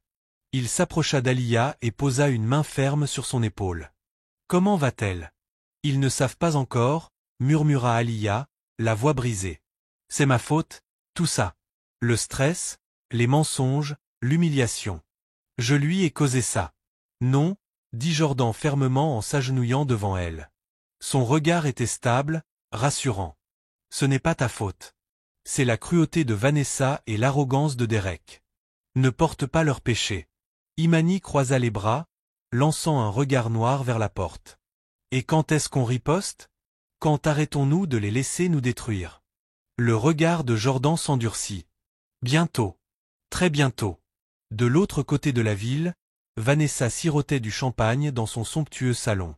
Un confident de confiance, rédacteur d'un des tabloïds, était assis en face d'elle, souriant en coin face aux gros titres du jour. « Vous avez renversé la situation, » dit-il. « Les Carter sont les méchants maintenant. L'opinion publique revient en faveur de Derek. » Le sourire de Vanessa était tranchant, cruel. « Parfait. Que le monde croie à leur manigance désespérée. Qu'ils s'étouffent avec leur nouvelle notoriété. Et quand Derek ressortira grandi de cette tempête, ils regretteront de m'avoir défié. » Elle s'adossa, ses diamants scintillant sous la lumière. « Tu vois, chérie, détruire Alia ne suffit pas. Je dois briser sa famille. Alors seulement Derek comprendra que j'ai toujours été la seule à vouloir son bien. » À l'hôpital, les heures s'écoulaient lentement. Alia serrait l'écharpe de sa mère, murmurant des prières silencieuses. Elle venait de fermer les yeux quand une ombre tomba sur elle. Elle leva la tête et son souffle se coupa. Derek se tenait dans l'encadrement de la porte, tenant un bouquet de lys blanc coûteux. Son costume était impeccable, mais ses yeux trahissaient l'épuisement. « Que fais-tu ici » craqua Imani, se plaçant entre lui et Alia. « Je suis venu voir René, » dit Derek doucement. Sa voix n'avait pas son arrogance habituelle. « J'ai entendu ce qui s'est passé. » Le regard d'Imani était glacial. « Elle n'a pas besoin de ta pitié ni de tes fleurs. » Mais Alia se leva lentement, le cœur déchiré. « Laisse-le parler, Imani. » Le regard de Derek se fixa sur le sien. « Je ne voulais pas ça. Je n'ai jamais voulu que ta famille souffre. Il hésita pour une fois, incertain de lui. « Je voulais juste que tu reviennes. » Jordan, qui était resté silencieux jusqu'ici, fit un pas en avant. Sa voix était basse mais tranchante. « Ça ne te concerne pas, Derek. René se bat pour sa santé là-dedans, et toi, tu es là à tout ramener à ta culpabilité. » Les yeux de Derek se plissèrent. « Et toi, tu es là à tout ramener à ton ambition. » L'air crépitait de tension alors que les deux hommes se faisaient face dans la salle d'attente stérile, leur voix montant. « Tu as humilié sa famille, » rétorqua Jordan. « Et maintenant tu veux faire semblant de t'en soucier. Tu n'aimes pas Alia. Tu ne supportes pas de perdre. Et toi, » répliqua Derek, « tu la vois comme un pion. Tu exhibes la douleur de sa famille pour améliorer ton image, pour te faire passer pour le héros. Tu ne te soucies pas d'elle. Ce qui t'importe, c'est de me battre. » Les deux hommes se tournèrent vers Alia, qui tremblait entre eux. « Assez !» cria-t-elle, sa voix résonnant dans la pièce. « Ça ne vous concerne pas. Ça concerne ma mère, ma famille. Arrêtez de transformer notre douleur en champ de bataille. » La salle tomba silencieuse. Même Marcus leva les yeux, la fierté scintillant dans ses yeux fatigués. L'infirmière entra, rompant la tension. « René Carter est stable, mais elle aura besoin de repos et de surveillance. Vous pouvez la voir deux à la fois. » Alia se précipita au chevet de sa mère, le cœur serré de soulagement. Les yeux de René papillonnèrent, faibles mais vivants. « Je suis là, maman, » murmura Alia en tenant sa main.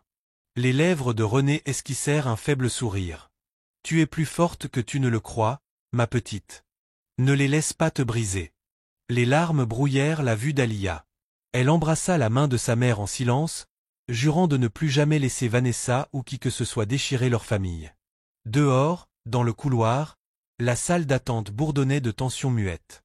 Jordan s'appuya contre le mur, regardant Derek faire les 100 pas comme un lion en cage. « Ce n'est pas fini, » murmura Derek. Jordan sourit en coin. « Tu as raison. Ce n'est que le début. » La toile de Vanessa avait été tissée, les piégeant tous dans une tempête de mensonges, d'ambition et de trahison. Mais pour la première fois, Alia n'était pas seulement une victime prise dans les fils. Elle était prête à les affronter. Le doux bip des moniteurs d'hôpital remplissait la pièce tamisée tandis qu'Alia s'asseyait au chevet de sa mère. René dormait, sa respiration était faible mais régulière. Alia tenait sa main doucement, son pouce caressant les doigts de sa mère comme pour se rassurer qu'elle était toujours là. Dans le couloir, les infirmières passaient, leur voix portant légèrement à travers la porte. « Pauvre femme » murmura l'une. « Tout ça à cause du mariage fugueur de sa fille. J'ai entendu dire qu'ils ne font ça que pour l'argent » ajouta une autre. « D'abord humilier les Montgomery, maintenant jouer les victimes. » L'estomac d'Alia se noua. Elle baissa la tête, laissant les mots la submerger comme de l'acide. Même ici, dans le moment de plus grande faiblesse de sa mère, les mensonges tissés par Vanessa les enveloppaient comme du poison. Les larmes piquèrent ses yeux, mais elle les essuya avec force. Plus jamais. Elle ne pouvait plus laisser leur famille être piétinée. Plus tard ce matin-là, Imani entra, les bras croisés, le regard brûlant d'énergie. « Tu es trop silencieuse, sœur. Trop passive. Tu ne vois pas ? Ils traînent notre nom dans la boue pendant que Vanessa trône. Il est temps que tu arrêtes de laisser les hommes décider qui tu es. » Alia leva les yeux, surprise par l'intensité de sa sœur. Imani se pencha un peu plus près, sa voix tranchante mais pleine d'amour. « Tu n'es pas juste la mariée qui s'est enfuie. Tu n'es pas la victime de Derek ni le trophée de Jordan. Tu es Alia Carter, fille de Marcus et René, petite-fille de Marie-Louise Carter. Tu portes leur sang, leur combat, leur dignité. Tiens-toi droite, non pas seulement comme la mariée de quelqu'un, mais comme ta propre femme. » Les mots frappèrent profondément. Alia sentit sa gorge se serrer, sa poitrine se soulever. Depuis si longtemps, elle fuyait l'hôtel, Derek, la presse. Elle laissait les autres dicter son histoire. Mais le feu d'Imani alluma quelque chose en elle. Elle avait presque oublié qu'elle possédait sa propre voix. Cet après-midi-là, le pasteur Elia rendit visite. Il entra dans la chambre d'hôpital avec sa grâce tranquille habituelle, salua Marcus et Imani avant de s'installer auprès d'Alia. « Tu portes un lourd fardeau » dit-il doucement. Alia hocha la tête. « J'ai l'impression que peu importe ce que je fais, quelqu'un le déforme. Si je reste, je suis faible. Si je pars, je suis égoïste. Si je parle, on m'accuse de mentir. Si je me tais, je suis complice. » Le pasteur Elia l'étudia un long moment, puis posa sa main sur la sienne. « Écoute-moi, enfant. Ton destin n'est pas lié à être la mariée de quelqu'un. Ni celui de Derek, ni celui de Jordan. Ta grand-mère t'a légué plus que des terres. Elle t'a laissé un héritage, une promesse. Protéger cette promesse n'est pas égoïste. C'est juste. Tu n'es pas né pour être la possession de quelqu'un. Tu es né pour diriger, te battre, construire. Ne gaspille pas ce don à attendre que des hommes te choisissent. Choisis-toi toi-même. » Ces mots l'envahirent comme la lumière, dissipant le brouillard qui l'enveloppait depuis des semaines. Elle sentit la présence de sa grand-mère en eux.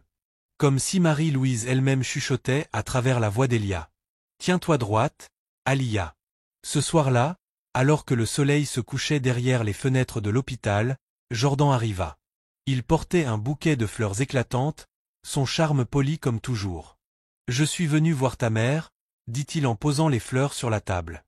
Ses yeux restèrent sur Alia. « Et sur toi. » Alia se mit en garde. « Jordan. » Il l'interrompit en s'avançant. « Je pensais ce que j'ai dit avant. Avec moi, tu n'aurais pas à te battre seul. Nous pourrions poursuivre les Montgomery, priver Vanessa de son pouvoir. Tu serais libre, indépendante. Et plus encore, je te donnerais l'amour que Derek n'a jamais pu offrir. » Pendant un instant, ces paroles la tentèrent. Mais en plongeant dans ses yeux, elle y vit l'ambition. La fin, pas seulement de justice, mais de conquête. Il ne lui offrait pas la liberté. Il lui proposait une autre cage, juste dorée différemment. La voix d'Alia était ferme. « Non, Jordan. Je ne serai pas ton arme. Je ne serai pas ton pion. J'en ai fini d'être le prix de quelqu'un. » Son expression vacilla, frustration passant dans ses yeux avant qu'il ne la masque derrière un sourire. « Tu regretteras de m'avoir laissé partir. Peut-être, dit-elle en se retournant vers sa mère. Mais au moins ce sera mon choix. » Cette nuit-là, bien après la fin des heures de visite, Derek se tenait à l'extérieur de l'hôpital, caché dans l'ombre. Il était venu seul, sans escorte, sans caméra. À travers les vitres, il vit Alia assise près du lit de sa mère. Sa posture était forte, son visage calme d'une manière qu'il n'avait jamais vue auparavant. Elle ne pleurait pas. Elle ne s'accrochait pas. Elle rayonnait de détermination. La poitrine de Derek se serra lorsqu'il réalisa la vérité. Elle n'avait pas besoin de lui. Ni de son argent, ni de son nom, ni même de ses excuses. Pour la première fois de sa vie, Derek Montgomery, l'homme qui pensait pouvoir tout acheter ou commander, se sentit impuissant. Et étrangement, il ressentit autre chose également, de l'admiration. Il murmura dans la nuit, bien que personne ne puisse l'entendre. « Je l'ai perdue. Pas parce qu'elle s'est enfuie, mais parce que je ne l'ai jamais méritée. » Le lendemain matin, Alia sortit pour prendre l'air frais. L'aube peignait le ciel de rose et d'or, et elle sentit le poids sur sa poitrine s'alléger. Imani la rejoignit, passant un bras autour de ses épaules. « Et maintenant ?» Alia inspira profondément, les yeux fixés sur l'horizon. « Maintenant, je me bats. Pas pour Derek, pas pour Jordan, pour nous, pour maman, pour les terres de grand-mère. Pour chaque fois où ils ont essayé de nous faire sentir petites. » Imani sourit, sa fierté indéniable. « Voilà ma sœur. » En ville, Vanessa sirotait son café du matin en lisant les derniers brouillons de tabloïds préparés par ses rédacteurs. Son sourire était acéré. Les Carter pensent pouvoir se battre. Qu'ils essaient. J'ai déjà retourné le monde contre eux. Quand Alia réalisera la vérité, elle sera ensevelie dans le scandale. Mais elle ne savait pas. Alia ne fuyait plus. L'éveil avait commencé. Le palais de justice se dressait, imposant, contre le ciel du matin. Ses marches de pierre étaient bondées de journalistes et de flashs d'appareils photo. Les gros titres peignaient déjà la journée comme historique. La famille Carter poursuit l'Empire Montgomery. Alia Carter contre Vanessa Montgomery. Le procès de l'héritage. Alia se tenait au bas des marches, flanquée d'Imani et de Marcus. René, encore fragile de son séjour à l'hôpital, s'appuyait doucement contre son mari pour le soutien. Le pasteur Elia marchait à leur côté, sa présence calme et stable. « Tu n'as pas à le faire seul », murmura Marcus.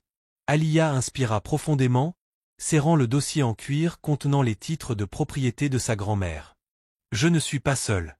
Je vous ai tous, et j'ai la vérité de grand-mère. » Imani serra sa main. « Brûlons cette sorcière. » À l'intérieur, la salle d'audience bourdonnait de tension. Vanessa entra dans un tailleur de créateur, le menton haut, son entourage à sa suite. Elle se tenait avec l'assurance de quelqu'un qui avait manipulé des hommes puissants toute sa vie. Mais pour la première fois, ses yeux se posèrent nerveusement sur Alia, assise calmement à la table des plaignants. Jordan était assis non loin, observant attentivement. Il se pencha vers Alia au début de la procédure. « Souviens-toi, c'est ton moment. Gagne et tu contrôles tout. » Elle lui lança un regard perçant. « Ce n'est pas une question de contrôle, Jordan. C'est une question de justice. » Le huissier appela la cour à l'ordre et le procès commença. Les premières heures furent remplies de jargon technique, titres de propriété, cartes topographiques, historique légal. L'avocat de Vanessa, élégant et habile, tenta de faire valoir que les titres Carter étaient obsolètes et que le domaine Montgomery avait depuis longtemps absorbé les terres disputées. Puis vint le moment qu'Alia attendait. Son avocat se leva, tenant les titres originaux. « Votre honneur, ces documents prouvent que Marie-Louise Carter, grand-mère de notre Alia Carter, possédait légalement et maintenait des droits sur des propriétés chevauchant les terres du domaine Montgomery. De plus, nous présentons des preuves que Vanessa Montgomery a tenté de falsifier des transferts de propriété il y a plus de 30 ans. » Des exclamations parcoururent la salle. Les mains de René tremblaient lorsqu'elle fut appelée à la barre. Avec dignité, elle témoigna du jour où Vanessa l'avait acculée dans la maison Montgomery, la pressant de signer les terres. « Elle m'a dit, dit René, la voix brisée, que si je ne signais pas, elle me détruirait. Elle disait qu'une servante n'avait aucun droit de contester un Montgomery. » Des larmes coulèrent sur ses joues. Mais ma mère refusa, et elle passa le reste de sa vie à protéger ses papiers. La salle d'audience était plongée dans un silence abasourdi. Le masque de Vanessa commençait à se fissurer. Son sourire vacilla, sa posture se raidit. Elle murmura avec urgence à son avocat, qui remuait des papiers, s'efforçant de répondre. Puis vint le coup final. Le juge appela Derek Montgomery à la barre. Toute la salle se figea. Même le cœur d'Alia manqua un battement. Derek n'était pas censé témoigner, pas contre sa propre belle-mère. Il marcha lentement jusqu'à la barre, son habituel air arrogant remplacé par une gravité lourde et sobre. Lorsqu'il fut assermenté, il baissa d'abord les yeux. « Monsieur Marco Montgomery ?» demanda l'avocat d'Alia. « Êtes-vous au courant de tentatives de Vanessa Montgomery visant à altérer ou dissimuler les titres de propriété des terres Carter ?» Silence. Derek serra les poings. Ses yeux se posèrent sur Vanessa. Son regard était venimeux, un commandement silencieux. « N'ose pas. » Mais il tourna ensuite son regard vers Alia. Il la vit debout, fier, vit le corps fragile de René au premier rang, la force stable de Marcus, et il se souvint de sa propre cruauté, se moquant de Marcus à l'autel, traitant la robe de René de plaisanterie. Pour la première fois, il parla avec humilité. « Oui, » dit Derek clairement. « Vanessa a essayé de me cacher les titres. Elle m'a dit que les Carter ne valaient rien, que leurs terres étaient sans valeur. Mais elle mentait. Les Carter avaient raison. Ces terres leur appartiennent. » La salle d'audience éclata en exclamations. Les journalistes griffonnaient furieusement. Vanessa bondit sur ses pieds, sa voix perçante. « Mensonge. Tout est mensonge. Derek, comment oses-tu me trahir ? » Ordre. Le juge frappa de son marteau. Mais Vanessa ne voulait pas s'arrêter. Elle se jeta vers Derek, son masque complètement brisé, sa voix sauvage. « C'est moi qui t'ai fait. Tu ne serais rien sans moi. Tu crois qu'elle t'aime ? Elle te détruira comme elle me détruit. La sécurité intervint rapidement, la maîtrisant alors qu'elle criait, son image polie s'effondrant devant les caméras. Lorsque le juge rendit son verdict, le résultat était clair. La propriété de la famille Carter est valide. Les actions de Vanessa Montgomery sont frauduleuses. Ses revendications sont nulles et non avenues. Vanessa s'effondra sur son siège, pas les vaincus. La salle d'audience bourdonnait de victoire pour les Carter. Alia inspira profondément, relâchant sa prise sur le dossier. Imani la serra dans ses bras en murmurant. « On l'a fait, sœur. On l'a enfin fait. » René pleura doucement, serrant la main de Marcus. Le pasteur Elia inclina la tête en prière. Dehors, les journalistes affluaient. Les micros se pointaient vers Alia. « Que ressentez-vous d'avoir vaincu Vanessa Montgomery? Allez-vous prendre le contrôle des biens Montgomery ?» Alia releva le menton. Sa voix était calme et ferme. Il ne s'agissait jamais de détruire les Montgomery. Il s'agissait de protéger l'héritage de ma grand-mère, la dignité de ma famille. Nous ne serons pas réduits au silence. Nous ne serons pas dépouillés. Et nous ne laisserons jamais l'arrogance décider de notre valeur. La foule éclata en acclamations. À proximité, Jordan applaudit lentement, la fierté dans les yeux. « Bien joué », murmura-t-il. Mais le regard d'Alia se détourna de lui pour croiser celui de Derek, qui se tenait seul au bord de la foule, le visage lourd de remords. Leurs yeux se rencontrèrent un instant. Aucun ne détourna le regard. Enfin, Derek parla, la voix brisée. « J'ai laissé l'arrogance tout détruire. Tu avais raison de me quitter. Et maintenant je le vois. » Le cœur d'Alia se serra. Elle ne répondit pas. Elle se tourna plutôt vers sa famille, s'armant du bras d'Imani et de Marcus alors qu'ils descendaient les marches du palais de justice. Derrière eux, Vanessa était escortée hors de la salle, honteuse, les journalistes criant des questions qu'elle n'avait plus le pouvoir de faire taire. La reine était tombée, et Alia s'était élevée. Le manoir Montgomery ne ressemblait plus à une maison ce jour-là. Il ressemblait à l'histoire jugée à nouveau. Portail de fer, lierre grimpant sur la pierre, un demi-cercle de caméras clignotant comme des yeux froids. Un silence parcourut la foule alors qu'Alia sortait de la berline pour faire face à la maison qui avait autrefois semblé menaçante. Elle ne portait ni bouquet, ni soie, juste une robe noire ajustée, ses cheveux naturels formant un halo doux, et l'aisance d'une femme ayant appris que la dignité pouvait être une armure. Imani glissa à ses côtés, un sourire éclatant de sœur et de feu. « Prête ? Autant que je peux l'être. » Marcus et René les suivirent. Le pasteur Elia, entre eux, comme un pilier tranquille dans un costume sombre. La presse se précipita. Questions, flash, l'ardeur haletante du commérage. Une corde de sécurité tenait. Alia leva une main calme, et les micros se penchèrent vers elle comme des voiles vers le vent. « Je suis ici pour une seule chose, dit-elle, la voix assurée. Finaliser ce que le tribunal a déjà clairement établi. Les terres Carter nous appartiennent. Nous déciderons de leur avenir. Nous les protégerons. » Un murmure, puis d'autres questions, puis les grandes portes s'ouvrirent. Derek Montgomery sortit seul. Pas d'escorte, pas de Vanessa, pas de conseil entourant comme une armure. Il avait troqué son arrogance éclatante sur mesure pour un costume sombre, veste déboutonnée et cravate desserrée. Il ressemblait à un homme qui avait épuisé ses artifices et retrouvé la vérité par accident. Il s'arrêta au sommet des marches un long instant. Il ne parla pas. Les flux en direct captèrent son mouvement de gorge, la façon dont ses yeux balayaient la famille qu'il avait blessée, pour finalement se poser sur la femme qu'il avait perdue.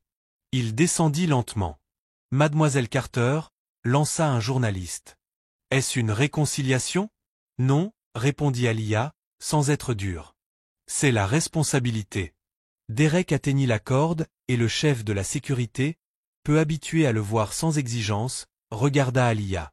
Elle hocha la tête. La corde fut levée.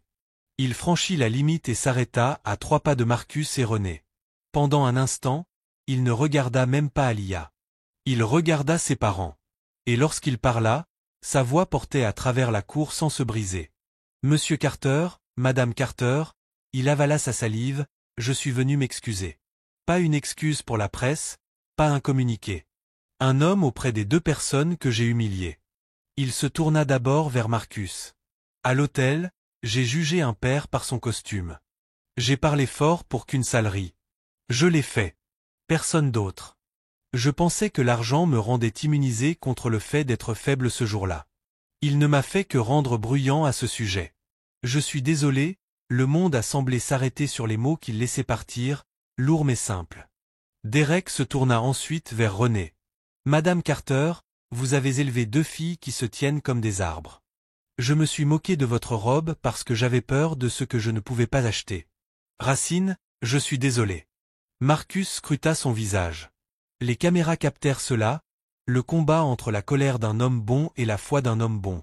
Lentement, il avança, ni avec un sourire, ni avec de la colère, mais avec quelque chose de plus ancien. La décision d'être lui-même avant que le monde ne lui dise quoi être. Il tendit la main. Derek sursauta, surpris. Puis il la prit. Vous nous avez lésés, dit Marcus calmement. Et vous avez lésé mon enfant. Le pardon n'annule pas la vérité, mais la vérité peut laisser place à un demain différent. René, les yeux brillants, posa sa main sur les 2 mains. Dieu nous voit essayer.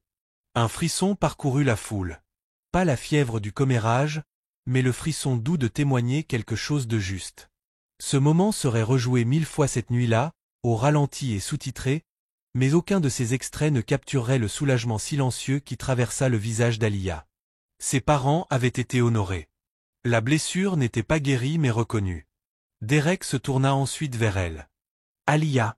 Elle leva le menton et l'espace entre eux se remplit de tout ce qu'il ne disait pas. La salle de bal, le rire, la fuite, la recherche, le cimetière, la porte de l'hôpital. Il inspira profondément. Je ne te demande pas de me reprendre, dit-il. Je te demande simplement de savoir que je t'ai entendu, et que je passerai des années, si nécessaire, à devenir un homme qui ne ferait jamais subir à une femme ce que j'ai fait. Elle soutint son regard. Tu n'as pas besoin de ma permission pour être meilleur, Derek. Il hocha la tête une fois. Cela résonna comme une leçon. Un SUV noir ronronna jusqu'au trottoir. Les portes s'ouvrirent et un groupe impeccable d'avocats et de gestionnaires sortit avec une boîte laquée et une liasse de documents. Le conseil d'Alia les rencontra sur le seuil. L'échange fut silencieux, formel. Clés, code d'accès, carte de servitude, une série d'accords reconnaissant la décision du tribunal et ses implications pratiques, limites à respecter, pourcentage de revenus dus, question de droit de passage à résoudre, le langage des empires et des hectares. Alia signa là où il le fallait. Quand elle eut fini, son avocat tendit le dernier document, le protocole d'accord entre le Carter Family Trust et Montgomery Holdings concernant les routes partagées et les bâtiments historiques. Mademoiselle Carter, dit l'avocat, ceci reconnaît votre gestion de toutes les parcelles décrites. Vous aurez un siège à la table pour tout développement affectant vos terres. Les journalistes crièrent. Un siège au conseil? Vous rejoignez Montgomery Holdings? Vous prenez le contrôle? Alia rendit le document et fit face aux caméras. Je n'entrerai dans la maison de personne pour en être le pion. Les terres de ma grand-mère deviendront le Carter Community Trust, logement abordable, centre d'alphabétisation, incubateur pour petites entreprises, subvention pour les jeunes entrepreneurs de nos quartiers. Si Montgomery Holdings veut s'associer à ce projet, qu'il commence par écouter. Sinon, nous construirons quand même. Ce n'était pas un vœu crié. C'était un plan annoncé. Et d'une certaine manière, cela portait encore plus loin. Félicitations, dit-il doucement. Vous avez gagné sans moi. J'ai lutté avec ma famille, répondit-elle. Et pourtant, dit-il en baissant la voix, vous pourriez faire encore plus avec moi. Imagine le trust financé pour un siècle. Imagine Montgomery Holdings forcé à une véritable réforme parce que toi et moi tenons les cordons de la bourse. Imagine ne plus jamais avoir besoin de ses portes. Il ne s'agenouilla pas. Jordan n'était pas du genre à se mettre à genoux, mais il déposa autre chose. Son ambition renaissait en offre. Alia regarda au-delà de lui, vers les gens qui comptaient, Imani, déjà en train de calculer des budgets dans sa tête. Marcus, épaules redressées de fierté. René, main glissée dans le creux du bras de Marcus. Le pasteur Elia, cette gravité chaleureuse qui disait « Souviens-toi de qui tu es ». Elle jeta aussi un coup d'œil à Derek, l'homme qui avait enfin déposé l'armure qui le rendait cruel. « Vous parlez tous les deux de ce que je pourrais être, dit-elle. Moi, je sais qui je suis. » La mâchoire de Jordan se crispa, et pour la première fois, son charme craqua. Et qui est-ce, Alia? La femme qui n'a besoin d'aucun de vous pour accomplir ce pourquoi elle est née. Il essaya de nouveau, plus doucement. Laisse-moi au moins financer le trust. Pas de conditions. Jordan, dit-elle doucement. Avec toi, il y a toujours des conditions. Tu tisses avec elle. Il rit doucement, avec une pointe de blessure. Tu coupes plus net que tu n'en as l'air. J'ai appris des meilleurs. Imani laissa échapper un petit cri de triomphe sauvage entre ses dents. Un officiel municipal s'approcha avec un clipboard et un sourire nerveux. Mademoiselle Carter, demanda la conseillère, envisageriez-vous une annonce conjointe au centre-ville ce soir? Reconnaissance officielle du trust, engagement en matière de zonage, ce genre de choses.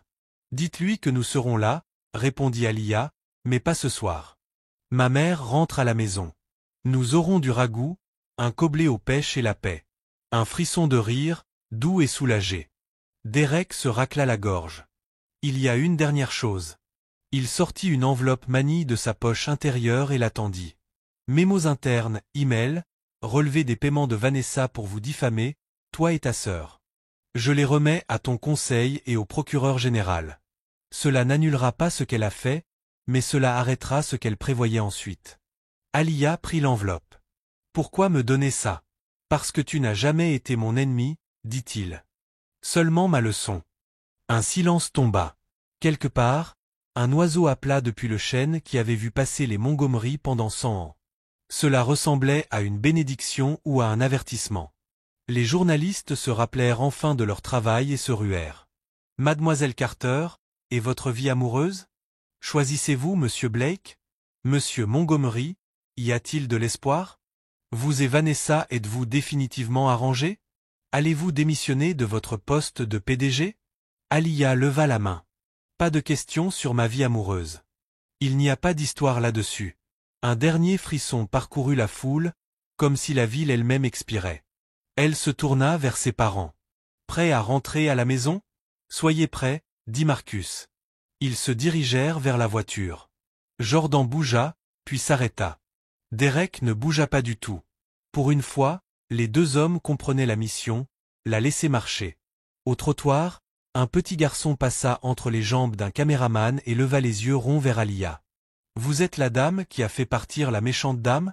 Alia se pencha, sa robe se pliant soigneusement. « Je suis juste la petite fille de quelqu'un, dit-elle. Et je me suis souvenu de ce que ma grand-mère m'avait enseigné. Quoi donc? Ne laisse jamais personne te dire ce que tu vaux. Tu le leur dis. » Le garçon hocha la tête solennellement, comme si elle lui avait remis une carte secrète. Ils atteignirent la voiture.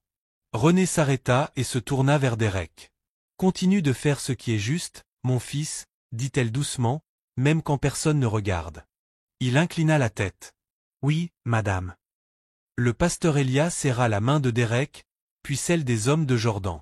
« Il y a assez de travail dans ce monde pour que vous deux deveniez meilleurs, si vous le voulez. » Quand les portes se fermèrent, la voiture s'éloigna dans un chœur de sons superposés.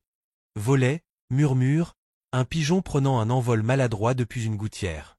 Le manoir rétrécit dans la vitre arrière, comme une image enfin reposée sur une étagère. Ils n'allèrent pas loin, juste à la maison. La même petite maison, le même porche qui avait gardé des secrets et entendu des prières. Des voisins s'approchèrent avec des plats à gratin. Les enfants dessinaient à la marelle sur le trottoir. L'oncle de quelqu'un accordait une guitare et fredonnait un air ancien et doux. Cela ressemblait à un doux soulèvement. La communauté se manifestant avec amour comme pour dire « Nous vous voyons. Nous vous soutenons. » Dans la cuisine, la vapeur du ragoût embaumait. Imani brûla la première plaque de pain de maïs et blâma le four. Marcus fit semblant de ne pas voir qu'elle jetait les morceaux brûlés à la poubelle. René, encore un peu pâle, ajouta de la muscade au coblé aux pêches et chassa tout le monde de son four avec l'autorité d'une reine en cour. Ils mangèrent serrés autour de la table qui avait été à la fois salle de guerre et sanctuaire.